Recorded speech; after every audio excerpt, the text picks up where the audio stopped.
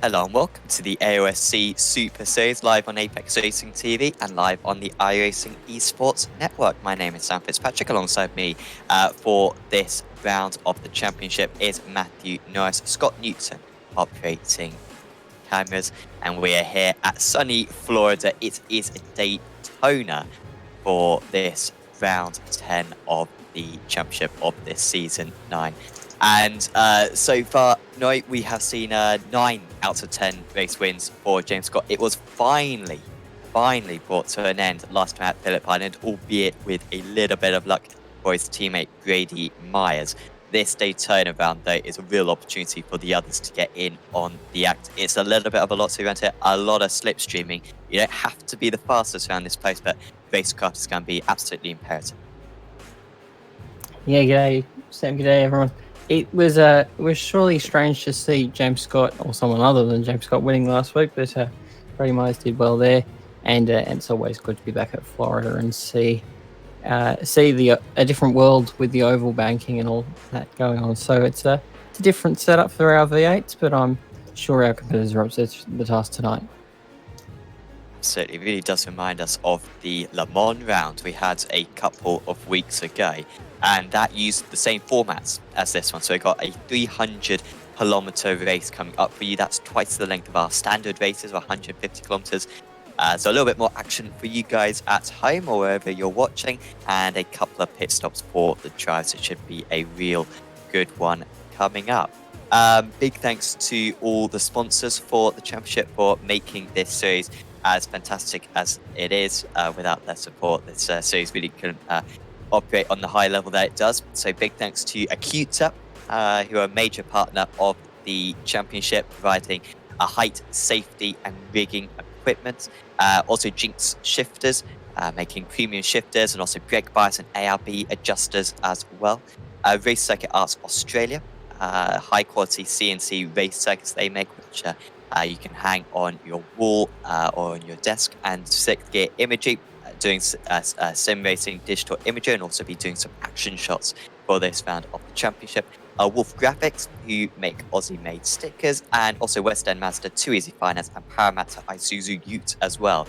All car dealers in the Sydney area, led by Jamie McKnight, one of the drivers in the championship. So if you are interested in any of those posts, we'll talk a little bit more about them later on in the broadcast.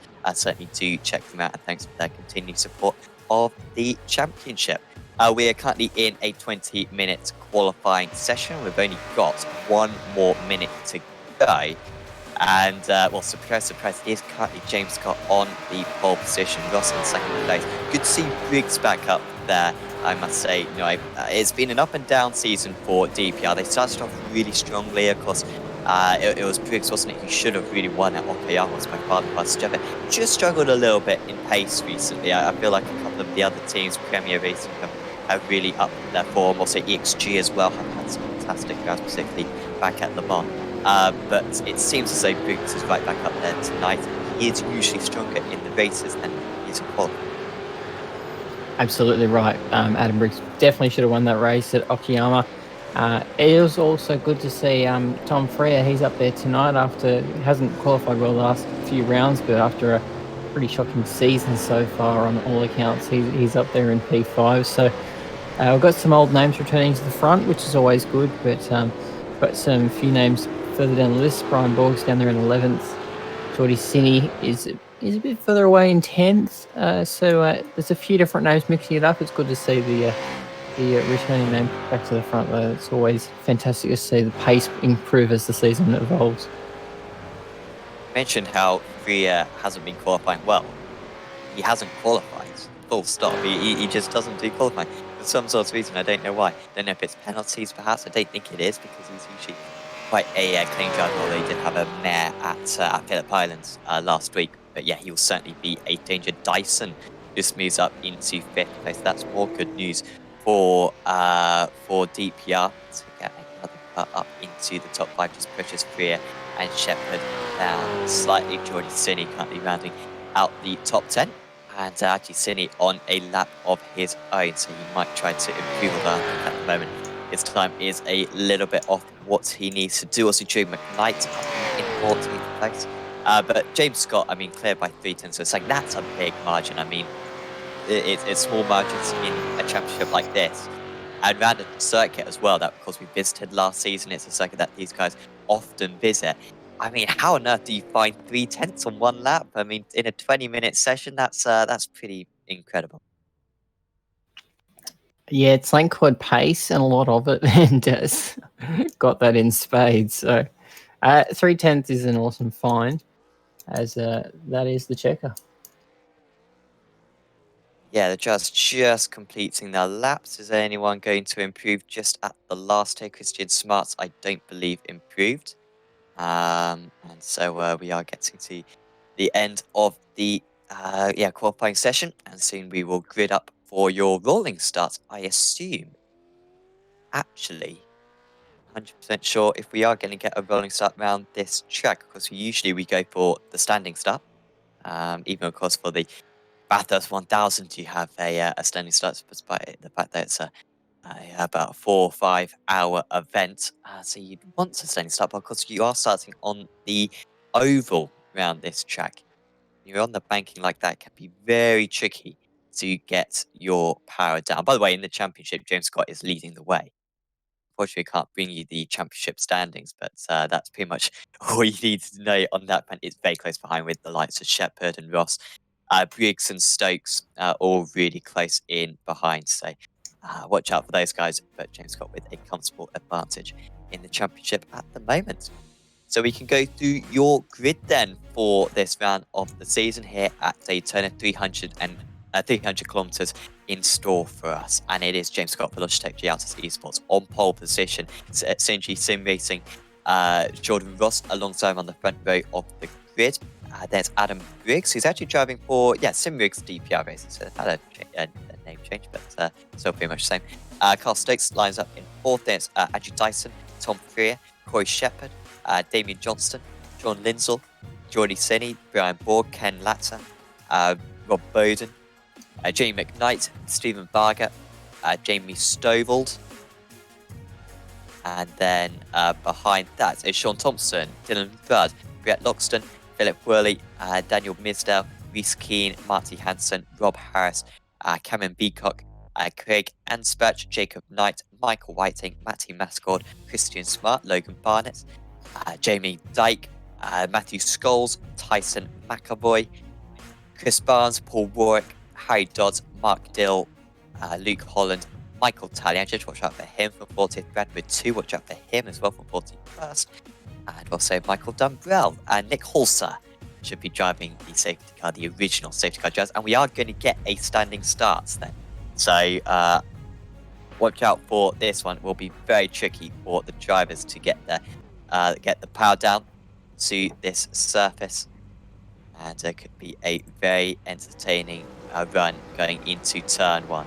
So here we are then, James Scott from the pole position going for his 9th race win of the championship. And we are away racing at Daytona. Decent start for Scott as we move into turn 1. And he will be able to hold on against John Ross. Good start for Stokes, who's just trying to move up into 3rd place. We'll have to go the long way round. Briggs has a potentially very big move to get the toe on the front 2. And I think Briggs just been able to hang on to that one. That's a strong defensive move by Amy Patty's trying to go on the attack now on Jordan Ross as well. We've got Bowden and Jay McKnight fighting further down. James Stover with a good start to gain a few places. Also Christian Smart up the 4 places at the moment. Scott has hung on. Crucially though, the others have stayed in draft range, and it should be pretty entertaining going down to the last one. Like I said, there seems clean getaway for most of them. It was a solid start at the front as James Scott is just sort of leading this charge, and you can just see them there, line astern coming into the turn 8 back onto the oval banking. Yeah, and Scott just about cleared the NASCAR 2.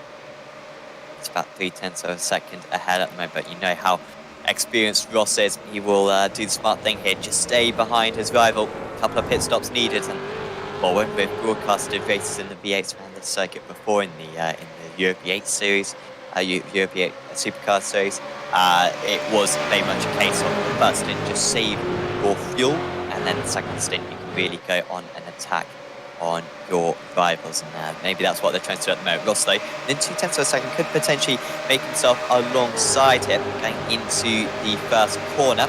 Does just have a look down the inside. Scott not defending it, and Ross seemed pretty tempted to go for that. The top 6 cars at the moment, absolutely managed to get. Yeah, it's sort of one of those corners you can take multiple lines and you can sort of look down your opponent. He seems to be showing the nose a lot here, Jordan Ross. So perhaps he feels he's got something extra in that synergy car. Maybe he feels he can take it and run with James Scott tonight.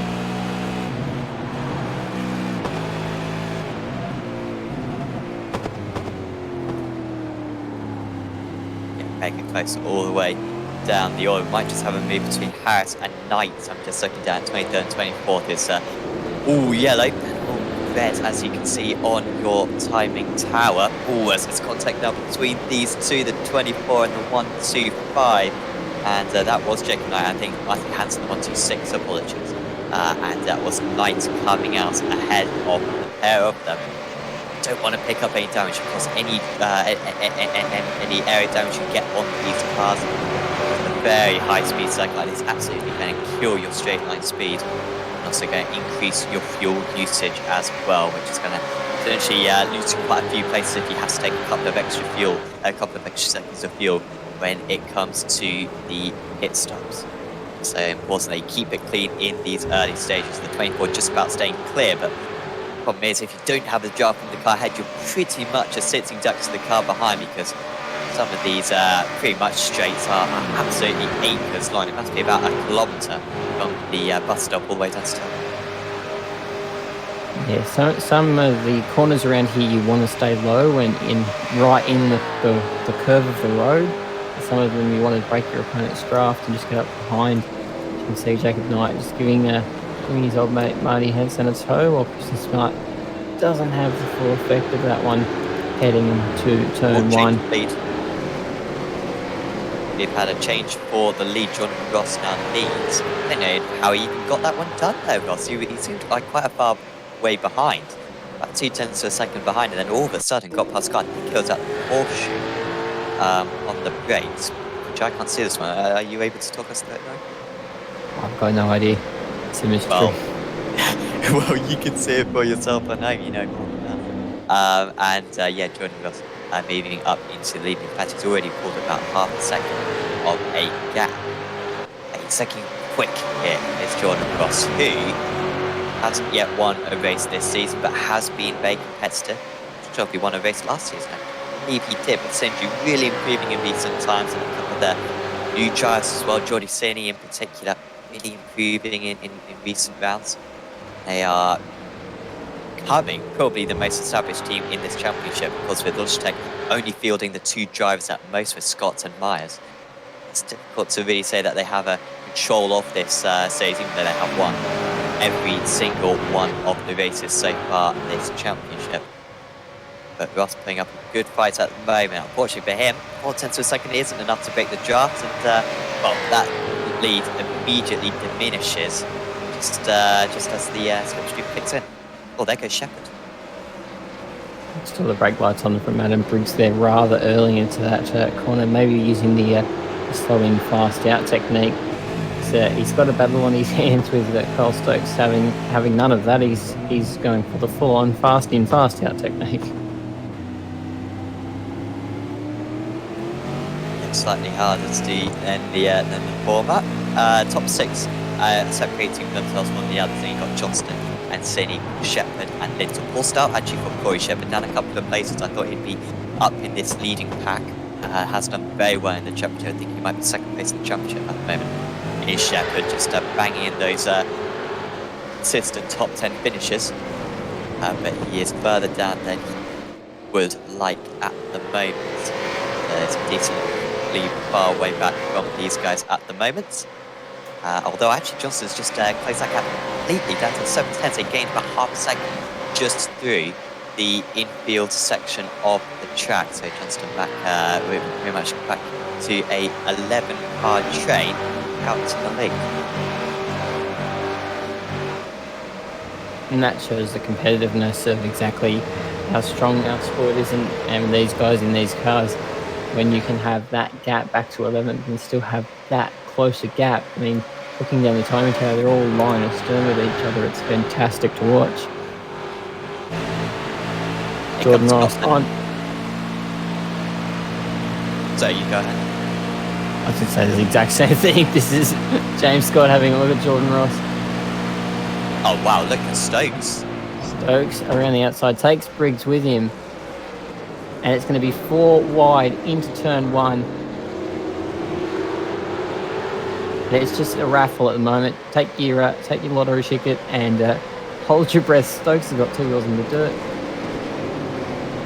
Needs to be careful here.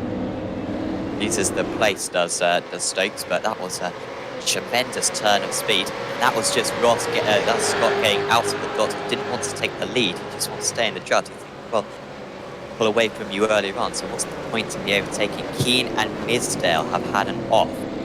They were running about 20th place, and just dropped outside the top 30. You can see there, just top 18, so by 8.5 seconds at the moment. We knew it was going to be close.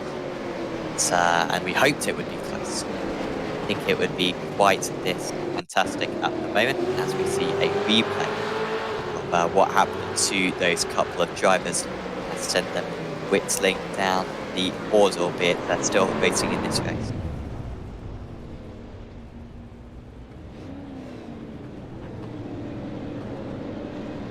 So Misdale coming into loose Keane there. And, the two teammates hurting one another's opportunities right there. Back to the lead, still Ross leading the way. Also hearing from race control that there's no further action between 72 and Triple Eight, which is Adam Riggs and Kyle Stokes, so they will keep racing on as normal. Here we go again. Who wants to buy another ticket to round 2 of this fight? James Scott, Jordan Ross, line astern, bumper to bumper, Ford Mustang, Holden Commodore.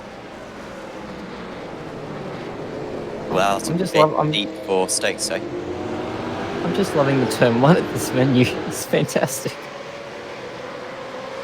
It is incident fueling, I would say. It's the turn 1 here. It's not a traditional corner. Oh, Loxton was off the circuit there. And he has kept it on. Did you lose a place there? Thompson now down to 18th place. A bit of contact between the two of them. Two aggressive guys. Spargo, who actually loses out to Thompson right there. Pretty sure was ahead of a couple of these guys at the start of this lap. No, he's actually stayed in 17th at the moment. But so really tight battling from the bunch of them. But yeah, that turn 1, I mean, it's not a traditional corner. It's not an easy corner to overtake because it's so easy to defend the inside. It's quite a narrow part of the track when you move on to that, when you move on to the infield. It's, the outside, of course, slopes away from you. The inside of the track is pretty much a plateau. It's all flat. The outside of the track slopes away from you. So to go down the outside is really tricky. And that's why you might see a few of the drivers skeptical to go for a move down into there because so easy to lose places rather than gain them. As here comes Varga on Thompson, where it is dropping down a bit at the moment. Thompson now down to 19th place. He started a bit of that in 17th and 19th now. Meanwhile, Dyson and Stokes. I think Dyson's just got past Stokes. Briggs. Apologies, yeah.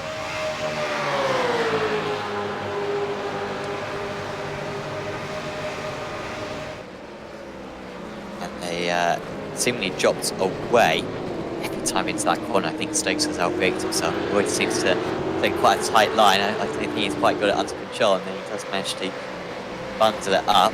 And these four cars need to try and catch up to the top 3, but you can just see it's just an accordion. You bunch up if you're in a group down the straights, and then you spread out through the around the midfield, and it does allow these gaps to get a little bit smaller. Stovall's on Latter now, and this is for 10th place. Sidney's had a bit of a rubbish lap. He's down to 14th now. He's just lost about 4 places as Jordy Sidney. So Latter moves up into the top 10 for the Extreme.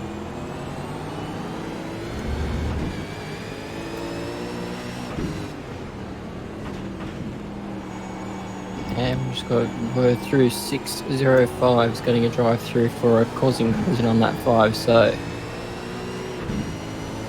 these girls will put paid to his efforts, and he'll be going almost a lap down, because at one of these circuits, whilst it may be long as you're in the draft, you will have the tow, but when you're not in the draft, you will be losing time over your competitors. Quite happy to say that we can bring in Daniel Leeds, I believe now. He's in the commentary box with us. Hello, Daniel. Good evening, gents. How are we?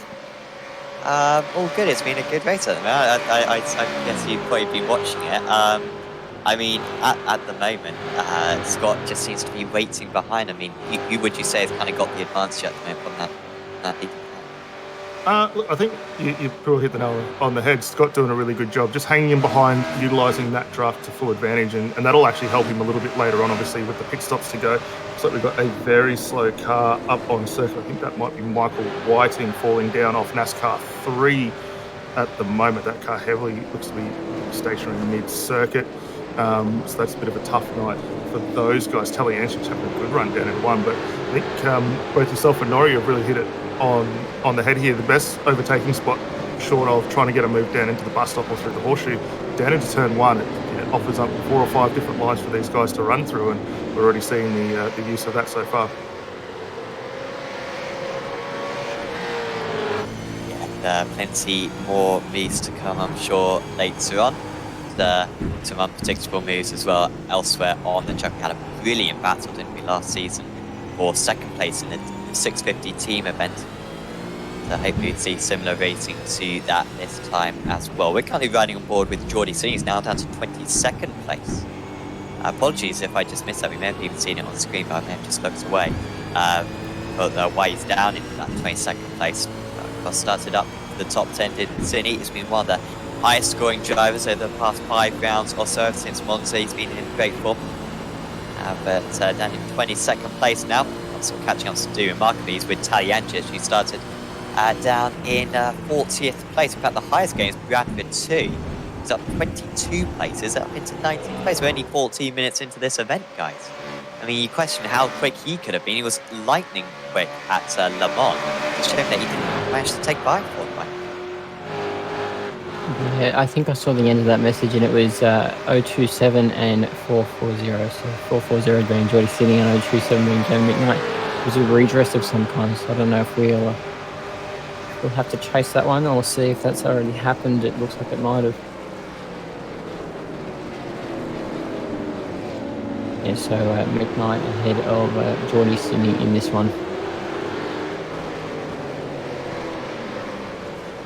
Getting mixed up in a pretty tough battle here. Christian Smart with a big slide out of 2 there, and now McKnight recovering through.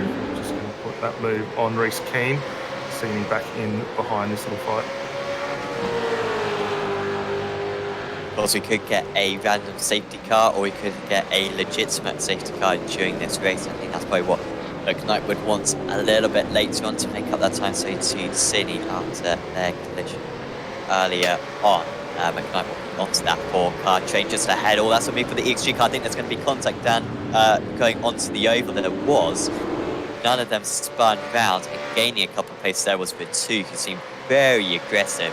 Dare I say even missed his braking point before. And also Smart is going a long way around. I think just letting a couple of these guys go. Maybe he was the one who hit Harris and just addressing that one immediately, but McKnight's going to get a bunch of them now. Possibly can down the inside. We've also got the 333 car off the track just ahead. Oh, contact into the bus stop. Is it going to be an unsafe rejoin? The 606 does a good job of Harris to avoid that one. Also, someone else just skipped straight across the bus stop, so I expect to see a couple of slowdowns further up the road. So all kicking off. It's battle for about 15th place down to 25th. Still, Smart's going really slowly on the outside of the second. Not sure what's happened to him. Yeah, there was also a slow car down in towards the bus stop, as you saw all these guys come down as McKnight gets down below the double yellows, trying to make this move stick, and not able to do it. Taliancic with a massive lock-up down into 1, and he's going to lose potentially 1, if not 2 spots here. McKnight could be a big beneficiary. Yeah, you saw Jamie McKnight running down on the flatter part of the circuit, and it looks as though he followed Telly and just threw into turn one after that. He had that massive lockup. So it does look like it needs a bit of a cooler heads prevailing in this instance, as Johnny City will be running away from this battle as he doesn't want a single part in it.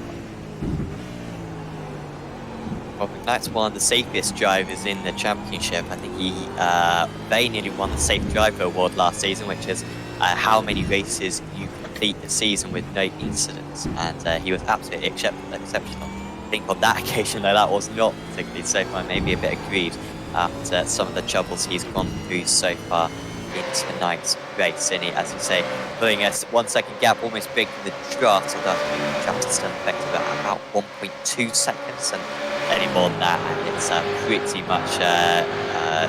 much nothing. And more than about 8/10, and it's rather small effect. Ross could be overtaken by Scott Ebb. Scott just lifts off. You can see that gap going back up. Briggs very happy as well in third place. Seems as though Dyson is struggling to keep up with these guys. He overtook Stokes a while back, but it seems to constantly be just a little bit further behind. I imagine he's saving some fuel, but not as much as he'd want at the moment. But he's still in fourth place, which is pretty good. Interestingly, 3 DPR cars in the top 4.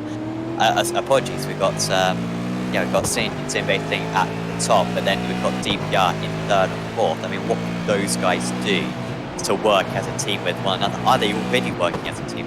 Are we seeing any tactics from those teams? Oh yeah, I'm not. You go to.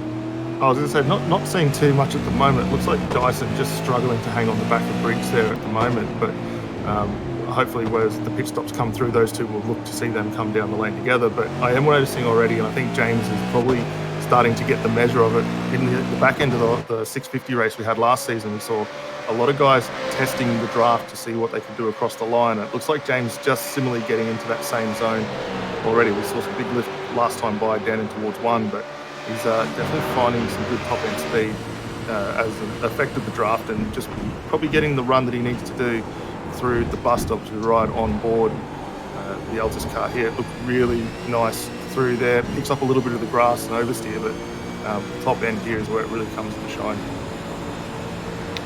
I was just going to make the point before we hit this camera shot that we are in a different format tonight. We are doing a 300-kilometre format rather than our normal 150.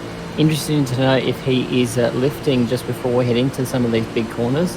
It's not hitting the full 7,005. There's a bit of coasting going on there, so maybe he's saving a bit more fuel than we think from the track position he's in, and might be something he's going to play his card at later on in tonight's proceedings.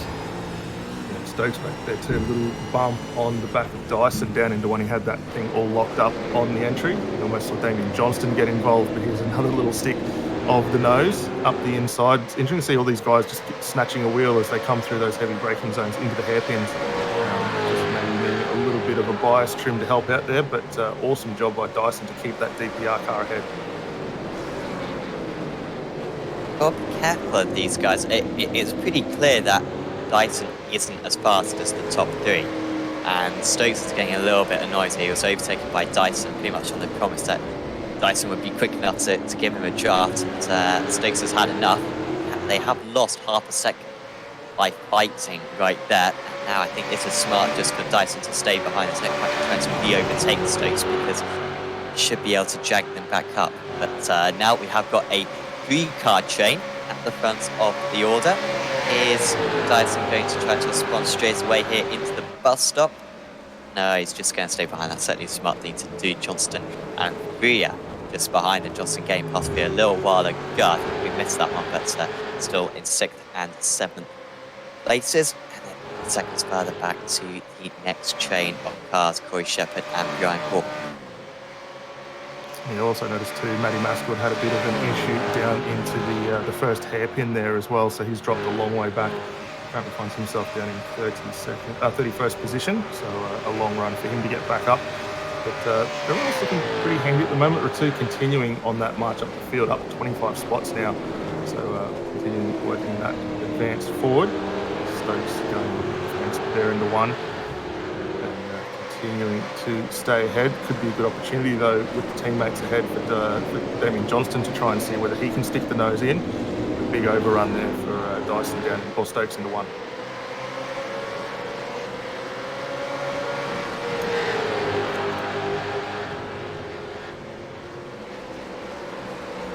Stokes just trying to bridge that gap right now to 1 second. It's pretty quick as Carl Stokes, and of course got his teammate with Jordan Ross, some lead-based synergy sim racing drivers. So they can certainly help each other out. They've potentially got the best cars at the moment, albeit Scott and Briggs have saved a lot of fuel in this opening stint. Here is McAvoy and Sidney. Sidney's dropping down again. He was overtaken by McKnight a few moments ago.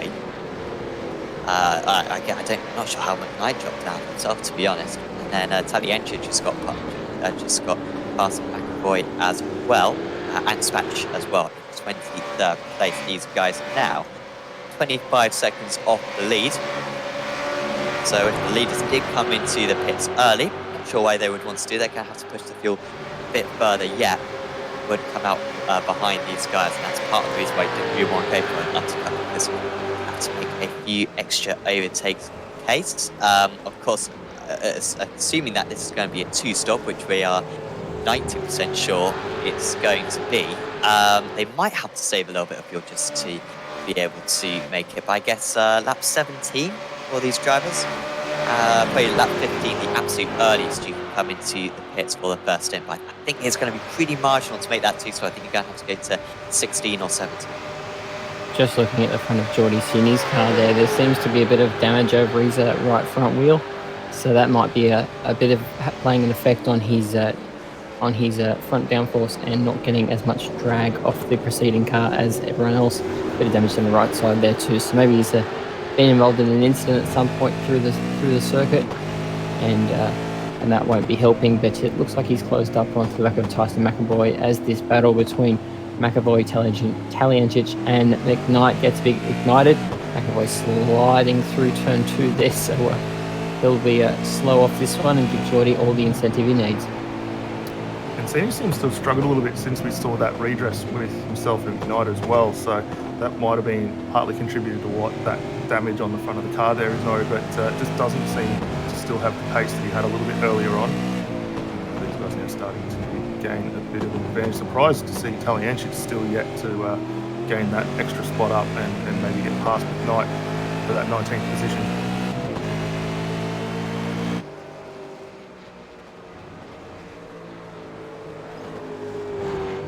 This is looking further up the road of Rob Bowden and Jamie Stovald.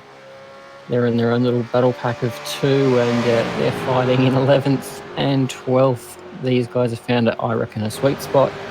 Just get out, find yourself a mate, and just battle with them. Now, while they're times like mid-46s at the moment, Bowden does a 46.77, Stovall 46.6, so that's a little bit slower than what they'd like, about half a second slower than the race leader, but not too shabby, safe to say from those guys. Of course, it's whenever you're in a duel like this, you always want the faster car to be ahead to drag the slower car if you're going to work as a team. But often it's really tricky to know if you are the faster car and you're following, you think I can go a bit faster than this, but when you do get ahead, I realised it was made just down to the toe that you felt that you were a bit faster, and knowing when to go for the move and when just to hold back really is important in these events. And some of these guys with many years of experience in iRacing, yeah, pretty familiar with that by now. Some damage on the back of Jacob Knight's car. He was much further up the road earlier on. I think it was around the 20th position mark, but Knight now in 26th, although he is up 1 place from where he started. He's in the mid-47s, which is quite slow on that last lap for Jacob Knight. Barnes and Dyke Dill and Dumbrell as well, all catching up. Dumbrell, that's the outside the top 40, is up to 30.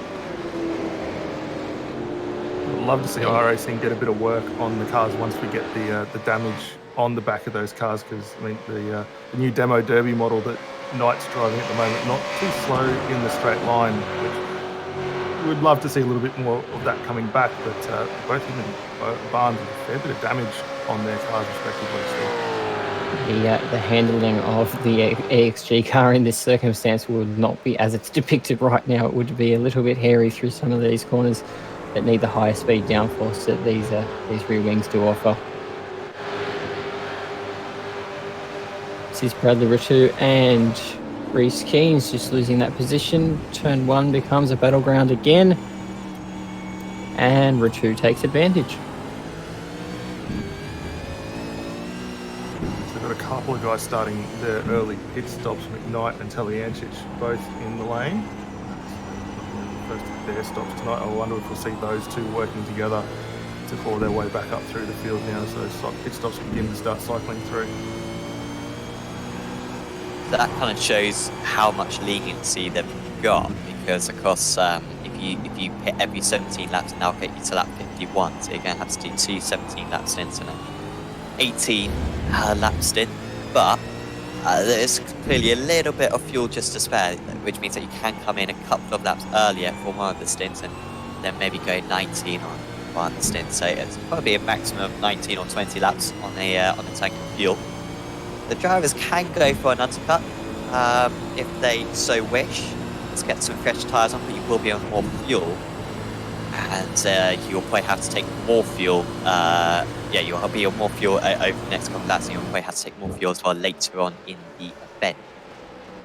So it is a difficult balancing act at the moment. Now the front guys coming into the pits, and they're all quite happy. Although actually, I say that Stokes and Johnston into the pits from 5th and 6th places. They were, apologies, 4th and 6th places. It was a Dyson sandwich for a bit there. They were the bread. And interesting, none of these three coming into the pits, even though they're in a absolutely furious battle. Probably going to lose each other a bit of time. Loxton, Varg, Thompson on the brakes. It's 3 wide. He's going to come out on top. The 868. Apologies, Vati just has to back out of that one. Pointed out Varga home to just back out of that one. Thompson in 13th place, although this will be a little bit lower down as they make their stop. Carl Stokes and Damien Johnson were runners away from the front there, and they pitted on that lap. Yeah, that'll be a little bit of a play for those teammates who were battling in, were they 4th or 3rd and 5th, I believe, just prior to that stop. So that'll help definitely maintain the draft for that group. But interesting when we were watching this 3-car battle down into 1 there for Loxton, able to gain that little bit more traction as he slides it down through 5 by going the long way around through turn 1. So that helped a little bit. We saw Varga just get that bit of wheel spin up against the pit wall there and just struggle to get that car through. But that's something for these guys to continue having a look at later on throughout the race. The leaders, however, continuing another tour through the bus stop. Not much separating these guys at all. Only 6/10 covering the top 3. And Scott still just holding in behind, managing to save that fuel. I think that's similar to what we're seeing from Briggs here at the moment as well. So Ross Pitts, you would assume that was just the limit of the fuel tank, wouldn't you? That's because I don't think he'd want to come in any earlier than he had to, but that's just, running in clear air for the entire stint. He's run out of fuel earlier than the others. 17 laps was all he could go. They've got a car in the middle of the track. I think is that Jordy Sinney? He's having a nightmare right now. There he is. He's trying to get back on. Oh no, that Sinney was having another one. But there's someone else off the second. Holland. Yeah, 35, that's Luke Holland there. As we duck back to the replay for this one, see what went on there. McAvoy down in 5. Oh, Sini with a huge lock up down the inside and just escorts McAvoy wide into the weeds there. So that'll definitely catch the attention of race control there.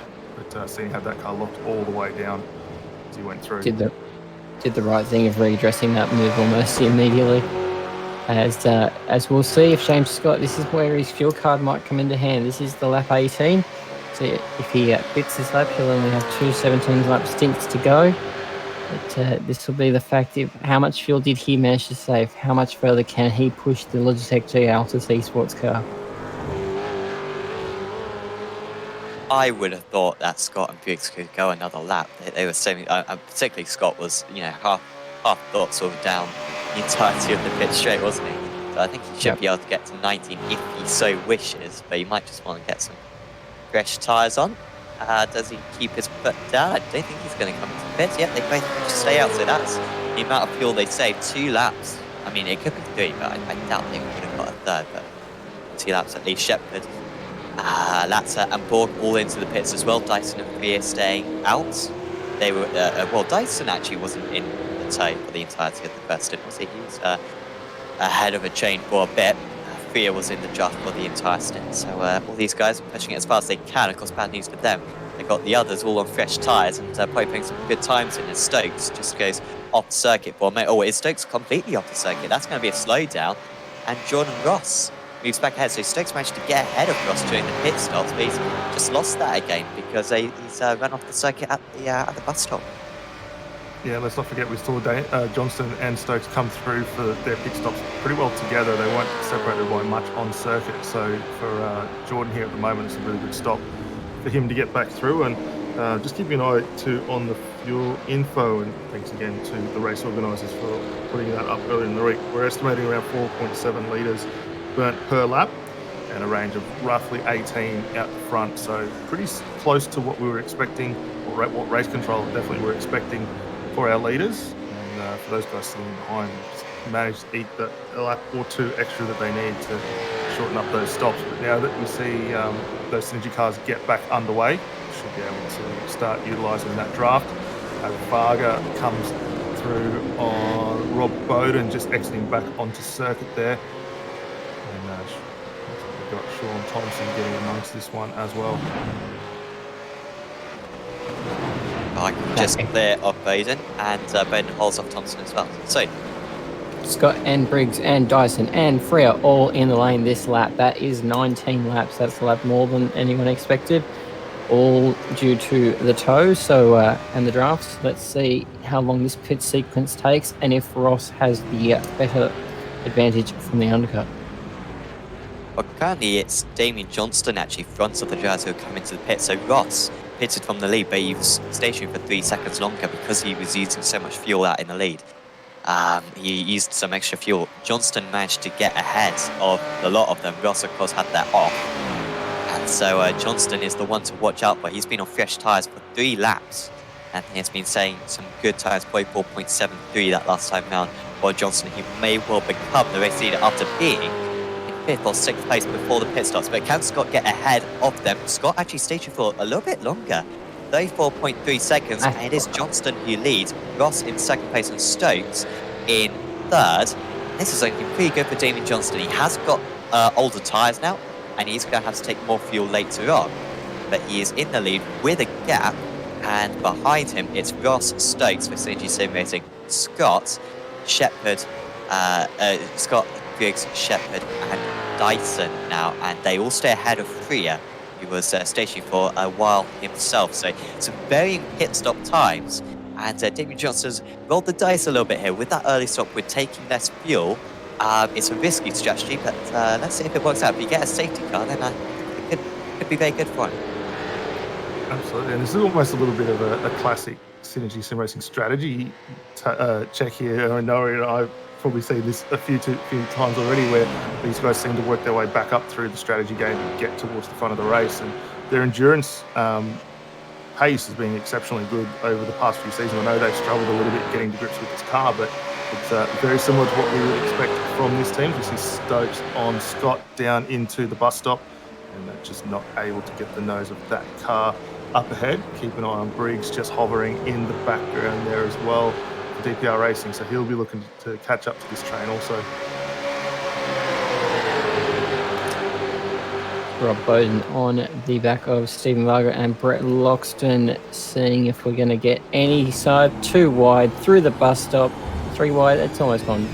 Four cars in the one set of corners there, but it's Loxton who prevails over McKnight. Brett Varga and Bowden has just sort of got the advantage on the bottom of the banking there.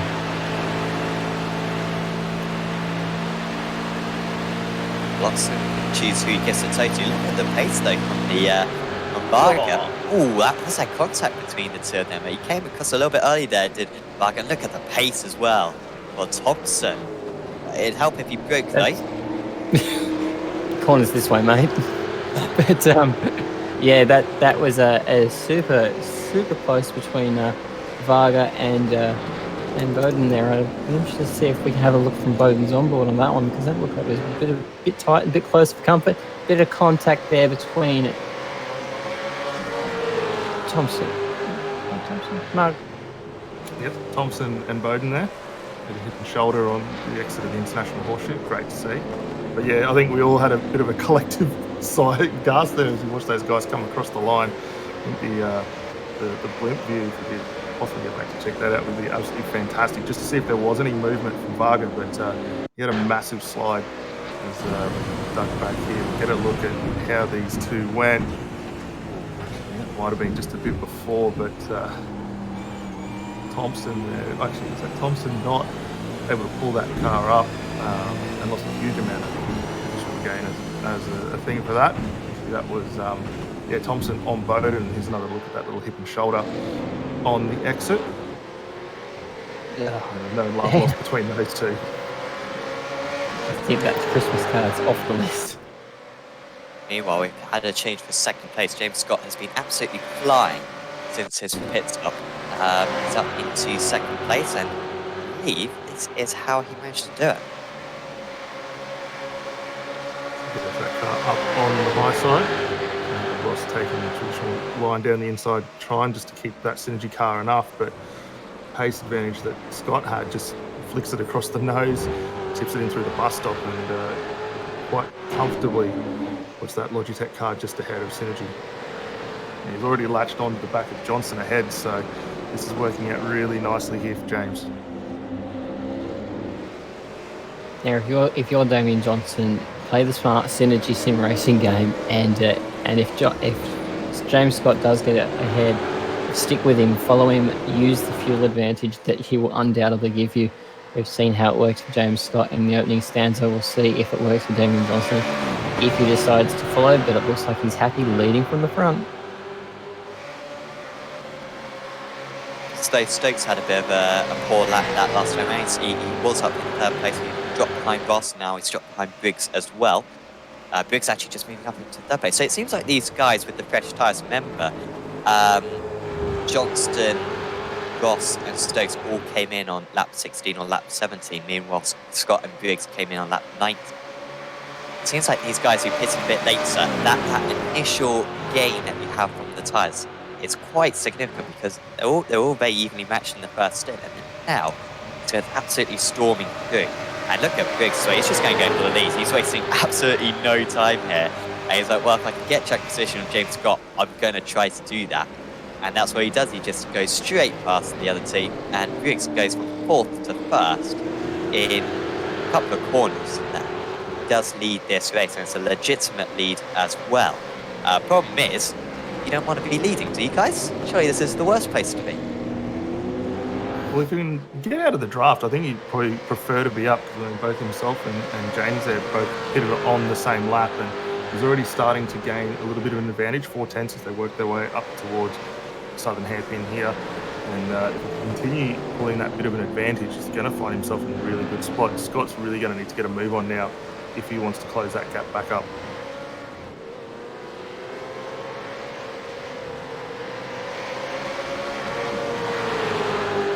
Still continuing further down the field. That scrap with Thompson Bowden has not given up. Dylan Rudd also getting now involved in that. So Thompson with a huge lock-up into the southern hairpin, not able to slow that car down. He's going to drop 2 spots now, falling behind Rudd and Keane.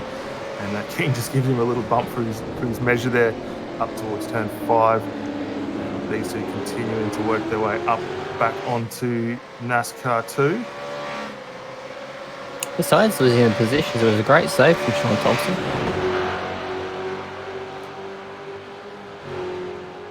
Really solid effort to keep that car under control. And unfortunately, we didn't see anyone else involved in it. Rudd sets up for a nice run down towards the hairpin, through the bus stop. So we'll see if we can get that nose of that car ahead. But Thompson not giving an inch. Held tough there to try and get through, but he's going to get a good run, a little bit of a bump on the exit. He might see himself find his way back ahead to work their way around NASCAR 3 and 4. And small toe for Keen just ahead, but he's about 7 tenths of a second back, and that will help him out. He's not getting a whole lot of something. That bump actually really helped out his rival there. And just gave him that extra bit of acceleration, I think, into turn 1. We have had a change for second, third, fourth. Scott and Ross moving their way past Johnston. So that early stop has struggled ever since, and I'm not sure if he's even got the pace to keep in the draft of these guys. We've now got the top. I've got the top 2, and we've got Ross a little bit further back. He's about a second behind. I think we should be able to catch up to those 2, because a second behind, he should get a decent amount of draft to the rest of this lap, be able to latch into the back of them. Johnston struggling to hang on to the rest of them. Stokes as well with underwhelming pace, and then Dyson and Freer dropping off since the pit stops. I'm surprised that Freer hasn't been able to do a bit more, and now pump drafting for these 2 Briggs. Getting a big old shove from Scott. These 2 are trying to break away from the rest. Of course, they don't really have any allegiances. We've got Ross, Johnston and Stokes all for synergy. So the Lost Technology out of the esports car and the DPR car is like, oh, may as well just pull away. No point in keeping these guys in our draft. That's what they're trying to do. Ross, they trying to stay in that range. It's about 9 tenths on these guys. So James Scott there into the bus stop, giving him the old bump along, telling him it's the pedal on the right.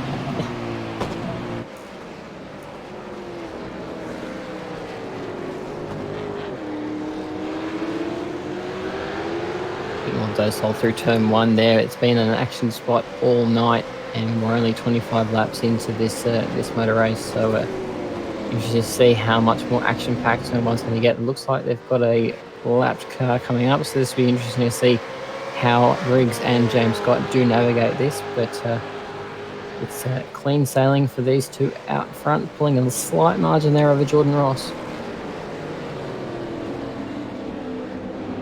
That lap down car, that's Luke Holland as well, who's already been in the wars a few times tonight, so he's not going to want to hang around too much in front of these guys. I'm sure we'll see him jump out of the way momentarily. Let's fight to continue on. Right on cue.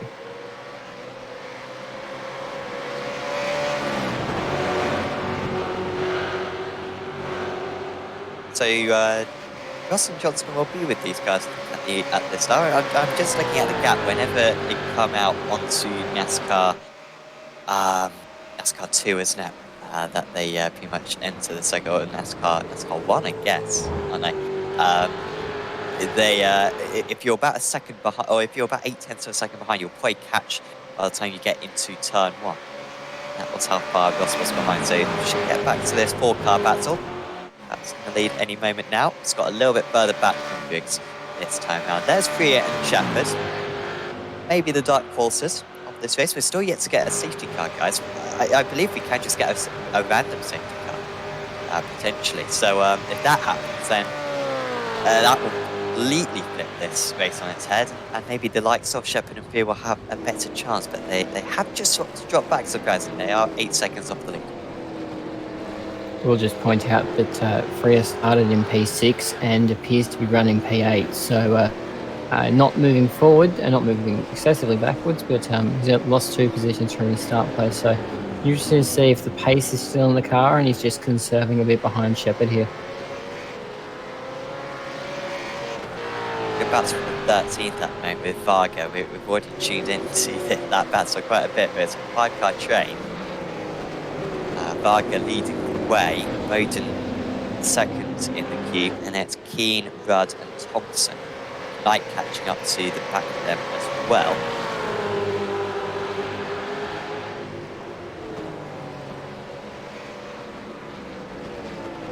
Absolutely not much separating any of these 5 cars. As we've seen this exchange between Harris and Cini, has been going on lap after lap, and always down into International Horseshoe here. Not much between either of these 2 cars. Harris just gets up a little bit on that inside curve.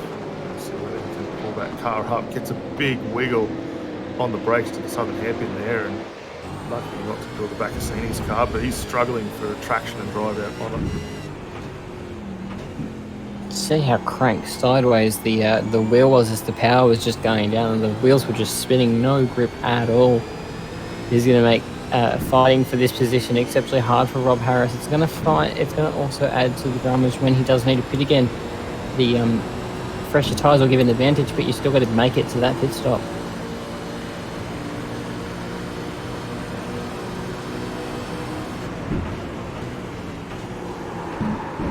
Oh, he's going to be found. Wow. How did he hang on to that one there, Rob Harris? That was absolutely exceptional. So I was sure he was in the wall there. I think we're all sure he was in the wall there. Yeah. And this is on relatively fresh tyres as well. Put them on. I think he was actually one of the first drivers in about 11 laps ago, so he's only halfway through this stint. It's worrying for him. Meanwhile, we had two who had an awesome start. Hasn't made quite as much progress since. His pace hasn't been great. Oh, Ross, what has happened out in the lead? I think Ross just had a slight glitch for a moment there. Briggs now ahead of Scott. I think that's a move that's just happened. So maybe Briggs is thinking, time to go now. We've actually got a top 5 now, so Stokes has been able to get involved in this one. The top 3 have just been slowing each other down on the last time round. Ross with a 46.74. Compared that to Corey Shepherd of 45.87. So the top guys are just started slowing down. I don't know, maybe if Ross is doing something a bit tactical here, trying to bring his teammates back into play. It's just slowing down the order slightly now. But, now we've got Stokes involved in this battle as we see a replay change from Catching this one up, Ross was back in P3 as they made their way up onto the oval there. It was actually a really big slowdown for both Briggs and Scott, and just blew by with ease. So I don't know whether there's a bit of contact between those two cars going down into that final corner there before you get up on the banks, but it was a great move from Ross there to pull that car ahead. And Senji now starting to get pretty well battle with the loaded guns. They've got 3 cars up there and ready to go. As we see just the onboard shot, both those cars struggling for a little bit of grip. I think Scott may have backed off just a fraction. I think he might have been involved in the back of Briggs there. So a little bit of probably precaution, just get out of it, redress the situation and go back underway. But Ross taking full advantage, and he already opened up quite a hefty gap, 1.7 seconds on Adam Briggs. So trying to cut that draft advantage. That's incredible. What happened on this? What's happened on this lap then? So a mistake on the sector 2. So on this lap or the last? Oh, apologies, we have like so many sectors here. I thought there was 3 sectors. That makes too much sense. We have like 7 sectors around this place. So yeah, mistake through sector 2. That must be the horseshoe, and we've got a safety car to apply. So that's a shame for us. He pushed so hard to make a 1.5 second gap. Really looks strong for him, and you can see why we've got a safety car. A car stopped on the exit of the bus stop. So, can you go to the end of the race from here? Answer is probably not. I don't know, guys. We'll have a few. They are coming into the pits. I mean, I guess you may as well. Although Briggs is and Ross is. So It's a free we've got kick. 24 to go. Of course, we will have a few laps on the safety car where you'll use less fuel. We think the fuel can go a maximum 18 laps when you're not in a truck. So that's pushing it. That's adding like 5 laps onto it. That would be very tricky to do. Yeah, I don't know what your thoughts are, Noah, but I think it's a pretty big gamble. We're likely to see those guys have to definitely come back down the lane for that splash again. I mean, last time by, even under green flag conditions, our best laps completed was only 19. So it's going to be really touch and go to see whether he can get that car back through. At the moment, we've got just on 23 to go as we catch a glimpse there of the 333 in the wall. And that might be night done there for Luke Holland, unfortunately, in the Taipan Esports car. But hopefully we'll see that car back out later on. But get to the replay to see what happened. It was down in through the bus stop. Already a fair bit of damage on the side of that car, and it's just bitten on him, thrown him heavy into the wall, and there goes the engine. So fortunately, no one behind him, and yeah, that's a bit of an unfortunate way to finish that run. So even on my most basic rudimental maths, it still makes 24 laps from the end of this race. And as far as we saw from James Scott Adam Briggs before, the fuel save only gave you an extra lap. So it's exceptionally long. It's an exceptionally long shot. If you could make it, I'm going to err on the side of caution and say no. But it'd be interesting to see if anyone who has pitted will make that gamble. We definitely do see Jordan Ross throwing out a few through curveballs through the season, so it might be one to watch to see if Jordan Ross comes through on this one. Ross will find himself in a really good starting position as well. So the first of our drivers tonight to have completed those 2 stops, he's going to restart back in 7th on the fresh tyres. So that could give him an initial pace advantage, but we'll have to keep an eye on that to see how they get through. Safety car in the hands of Nick Hauser, series organiser, doing a fine job in the Akuta AMG. Looking pretty handy out there tonight and not finding its way through the weeds like we saw at Silverstone earlier on in the season. We're never going to let him forget that. He got some driving lessons. I'm just thinking, I mean, surely Ross is like the massive favourite for this race because he doesn't have to go to the end of the race, obviously. I think how much less fuel he's going to have to take at his next pit stop. He's going to have to take, well, he was stationed for 22 seconds. That's fuel. I mean, you're stationed for, I believe, 14 for the tyres, but you take the tyres and fuel simultaneously. So he took 22 seconds worth of fuel there. He's going to have to take about half of the amount of fuel as, you know, Briggs and Scott and co at the last pit stop. So he can probably save like 10 seconds. So as long as he stays within 10 seconds before the final pit stops, he's got this race pretty much in the bag, hasn't he? I mean, he's in a great place. If he can get up to this lead pack very soon after the end of this safety car, and he just has to stick with them. When they pit, he can do an extra lap, gain that time, put the smidge of fuel in. He won't have to fuel as long as them, and he's definitely out in front on my numbers. So Jordan Ross is looking like the dark horse. Of course, we had a similar situation back at Le Mans, didn't we? The other 300 event, it seems like these length races kind of breed this type of strategy. And of course, Ross was in a good place there, but he came out of the pits in 13th, didn't he? But this time he's out in 7th. And so crucially, a lot less cars to overtake. But that was almost identical. But I can't see him being held up by anyone in front of him. If anything, this top group should just all stay with one another. Of course, Corey Shepherd as well, looking very strong in 8th place just behind Ross. Yes, the only disadvantage that Ross is going to have at the moment is a car that's fat full of fuel. So that's probably going to be the only thing that will hinder him. Obviously, the tyre advantage is going to be extremely beneficial, as we see safety cars should be in this time by. Lights are no longer flashing on the front of that car. But that would be the only thing I could see that's going to hold him down. But interesting, just looking at the stops, admittedly, he did have a short fill to go. It was only 22 seconds stationary, but the full service stops that we saw first time by for Briggs and Scott were in the range of 33 seconds. So definitely a good opportunity, but I don't know. I'm still looking at the pace advantage that these guys out front have got. I think they're in with a pretty good shot. The GT3 Mercedes, the acute safety car, just heading the drivers round turn 2 at the Mercos. Big thanks to Akita, one of the major sponsors for the championship. And of course, if you're looking to do any DIY, or if you've got a business and you need any rigging equipment or safety equipment, go to Acute Solutions, because they've got everything when it comes. I had a look at their site and I was quite good, because there's a lot of stuff. You've got drop down menus and the amount of stuff on there is immense. So if you need anything in that regard, go to Acute Solution, and I'm sure you'll be able to find it. So do check them out, because it helps out this championship as well. So the pace car then pulls away from the rest of the order, and the field is under the control of Adam Briggs. The top 6 drivers are going to have to take more fuel at their last pit stop. We're expecting one more pit stop for everyone, although who knows what's going to happen. It's round 10 of the AOSC Super Series here at Daytona.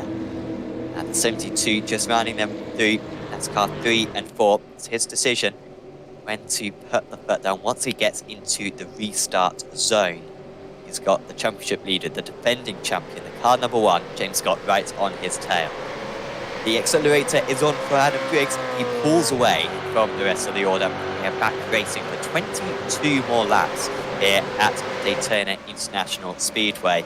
And it was a comfortable jump for him. They've got to work together now, have these front drivers behind them. It's already getting chaotic with Ross trying to get past Shepherd, who's run wide into turn 1. I think now Shepherd actually trying to get past Ross. That is potentially for the race lead between the drivers in 7th and 8th. Briggs still leading the way. I think we've got to cut back to Ross though, because he's just got past Varga and Freya just dropping down, and Shepherd as well. So it's been a poor start for Shepherd. Went for the big move on Ross down into turn 1, but if anything, he's been sent down instead. Freya, who's also made a second pit stop, he's still in 10th place, third out of the drivers who have made that extra pit stop. He's having to hold up though. Carl Stokes, who's looking very racy behind him. And heading onto the oval now, it's very much all for yourself. They're not working as a group at the moment, are these guys? It's all for yourself, just trying to make up as many places as you can. Sometimes you have to lose that battle to win the war, but it appears it's every man for himself out there tonight. And we're just seeing Freya down in 10th here, riding on board at the back of Corey Shepherd, who didn't sort of handle that restart too well, lost himself a couple of spots out of that one. Well, is that going to be a slowdown for that too? It's going to take a lot of curve there. Maybe it's alright. Looking pretty all right at the moment. It's a pretty good run. He's got Varga ahead down into turn 1. As we see up front though, Briggs and Scott. Scott again with the bump draft. Let's see whether he can make a move down into 1. He just holds back, settles back into position. Johnston and Dyson still going at it. And Jordan Ross not able to get through on Reese Keane behind this battle as well. So starting to get a good mix of both the Synergy DPR cars up there as well. And that lone Altus car still struggling along up in the top 6. Mercedes Sterling, he's doing it pretty comfortably up there at the moment, but he's going to have to be careful. Ross with a nice move down the inside there as Keane locks up. This just turning out brilliantly for Ross. He's done a brilliant job since the restart. I mean, while Shepherd and Freya have struggled, certainly Shepherd, Ross has made no mistake. He's up into 5th place. And surely is the favourite for this race now. If he can catch up to the top 4 as well, that would be even better for him. Freya and Shepherd, though, getting frustrated. Freya got ahead of Shepherd, so he is now into 2nd place out of the drivers who have made the extra stop. He's got to get past the 2 immediately. Then he's got Varga and Keane further ahead. I think that'll be as far as he gets before the next round of pit stops start to kick in. Here comes Freya. How much overspeed can he get? With 2 deep in the draft of Varga, who is going to be under a lot of pressure down into the bus stop. Probably not better to make the move into this one. You want to stay behind and get the run into the next one of corners. It's going to be properly close down into the next corner, because he's a bit too close, if anything. He's going to get into the draft a bit early. If anything, Freya might be able to box himself in here. Almost contact between the 2, and then now Freya is down underneath. But sure, he's got nowhere to go unless he goes underneath, goes onto the apron, and he's just having to stay behind a bit of a bump draft, I think, now, onto the back of his rival. They're storming ahead with 2 on the outside. They're constantly fighting the car. Is Varga down at about 180 miles an hour down a straight, and there goes Freya as well. That was very ambitious from Freya, and he's very fortunate not to make contact, and he's getting impatient now as Freya. Needs to be a little bit more he needs to wait a little bit longer. Maybe he's seeing the race wing get away from him, and look at all the time they're losing, because this pack is absolutely ginormous. Yeah, let's not also discount the move from Ratsu as well. While those 2 were battling, he went around the outside down into 1, managed to gain that position as well, so he's going to start working his way ahead now. Brian Borg in a mess of cars here. Jacob Knight, that car back repaired after the fast repair from that pit stop, and these guys down 14th and 15th position. It's a bit of a who's who, and they're all just scrapping for whatever they can get at the moment. Shepherd, very defensive, down into the hairpin. A little bit of a touch there between he and Loxton. And Knight with a little bit of an overrun, so this could be a good opportunity for Ball to try and get through his balls alongside.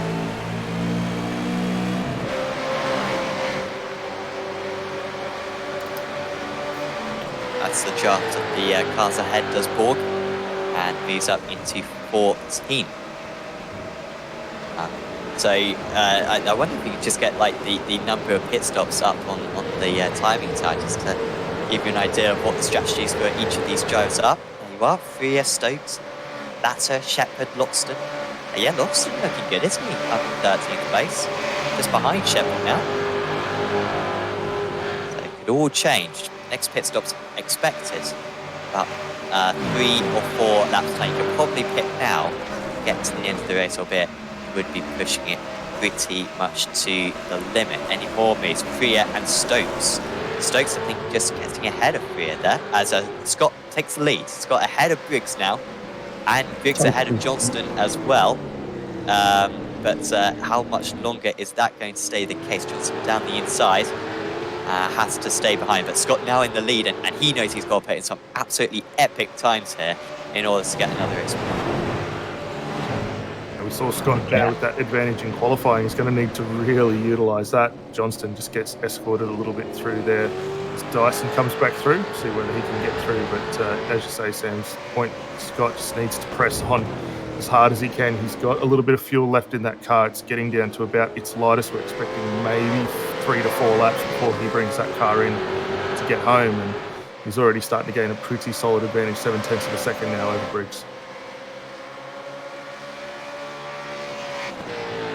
So I think we're going to have to go back to the 15th place belts, because I'm just seeing red on the screen. This is craziness how close all of these cars are at the moment. It's tricky to see what's happening, but it's pretty cool to witness on our screens. At the front of this is Latter, and then this goes all the way back to 25th place. This is pretty much a 16-car train at the moment, from 10th down to 25th.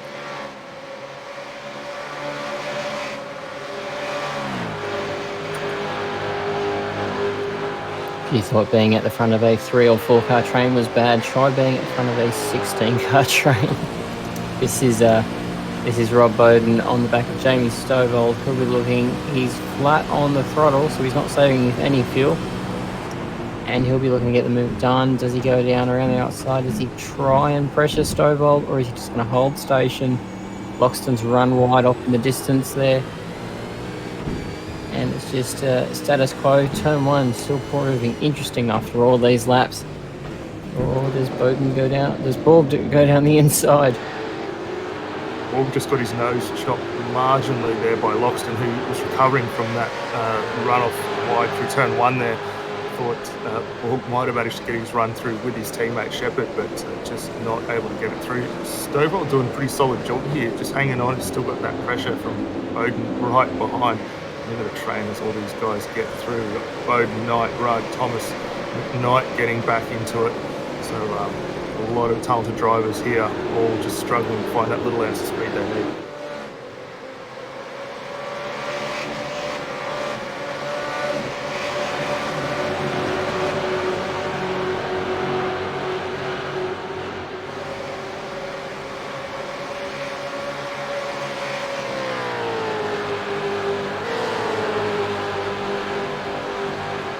So pit stop window well and truly open. We've got 17 laps to go at the conclusion of this one. So McKnight, who came in very early for his last stint, those cars will be getting quite expired by now. That's a big side for McAvoy. Leads out to Anspach to 26th place. Does anyone come in? I'd be surprised if no one does come in. Sorry, no. I was going to say that was the slow moving Tyson McAvoy. Makes me think he either put the grass on the inside or the outside of the bus stop chicane there.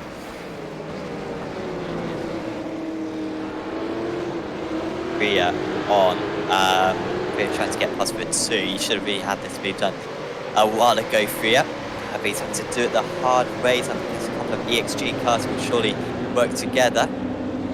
And see who still got to pit an extra time. Oh, Freer's round. Oh. And I think that was contact with Latter.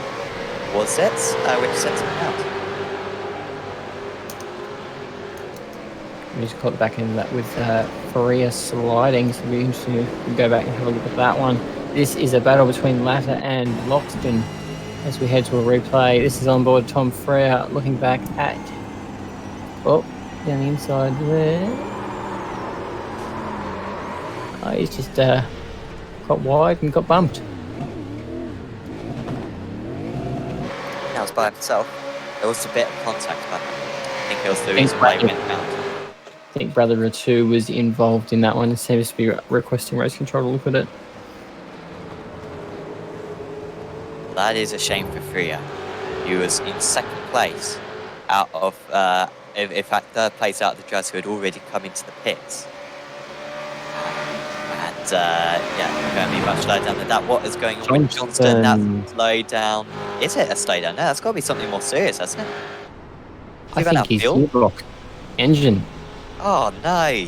Oh, Damien Johnston was doing an awesome job. Led for a few laps. Had an outside chance at a podium. Certainly a top 5, I think, was on target. You can use a faster pair, though, remember. So you're still in this race, but... Oh, no, he did have the engine. But you just ran out of fuel. Just ran out of fuel, I think.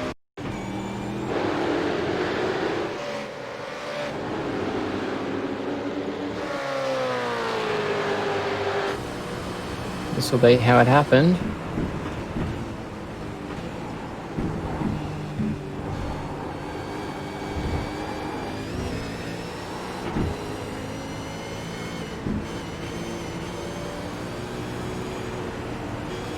Yeah, it's just run out of fuel. That's a pretty fundamental mistake in a race car race. I mean, he wasn't even close as well. I mean, it's whatever application he uses, whether he uses the iRacing one or another system, he was nowhere near getting to the pits there. That's a long way away from the pits. So that is a shame. It's lost him probably about 10 seconds right there. And probably will send him outside of the top 10 when all is said and done. So it's Scott leading the way then. Griggs in second place. Ross is in by far the best situation here. He's only 2 seconds behind. We're expecting him to take about 10 seconds less fuel later on. Then he's got Dyson in third place. Keane running a brilliant fifth. And then Stokes, who has also taken some extra fuel and will probably move up into second place. We're expecting Ross and Griggs in the next couple of laps. And in fact, they are already into the pits. And Ross, well, temporarily takes the lead. And this could be a lead now that he holds to the end of the race. Him and Stokes pitting on the safety car, carrying on for a while, and they'll carry on for a few more laps, I imagine.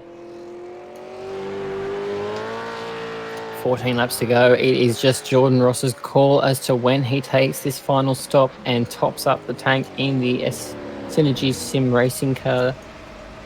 We'll keep our eye on the leaders. This is looking back at the cars in pit lane. James Scott flashing the headlights. Adam Briggs as well.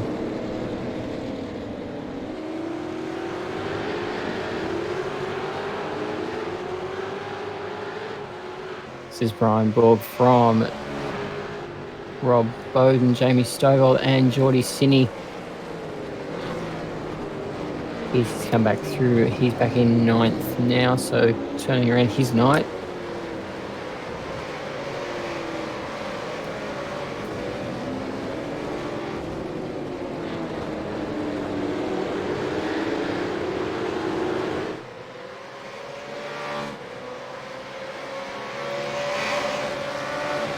So almost everyone has now made their second pit stop then. Because that was pretty much as far as the fuel could go for everyone. So, but of course some drivers, rest of the front drive still with another pit stop to make. Bowden will surely, well, he might be past Stovall on the next race. Stovall with about 6 tenths of a second behind Borg. Next actually for the 987 car. And actually, the amount of traffic that Scott has come out into is pretty rubbish for him. Oh, here we go. Blue, white, surely, Borg. That is lovely. He can do that. Although, has he got the overspeed to get it done before we get into turn 1? I don't think he's going to be able to get it done. He'll be very deep on the brakes. Be careful, guys. 269 down the inside. There's contact almost between the two of them. Who's going to end up on top? Borg versus Latta. And it is Borg who gets ahead. He did have that enough overspeed and had a good speed to turn 1. Oh. Spinning round. Is there going to be further contact with potentially Was Bowden that- and Latta, who just about managed to get through? And that was Latta dropping down the order and then has to back out a bit through the fast left-hander. This guy is Loxton had- all back to the core position. Loxton had the nose in a bit deep there at turn 2. I'm wondering if he's the one who got in the side of ladder and turned that car, semi-turned it around. Interested to see what race control sees in that one. A great run there from Loxton, from Borg and Ladder to run down through 1 the way they did. That was awesome to see those two just leaning on each other the way they were.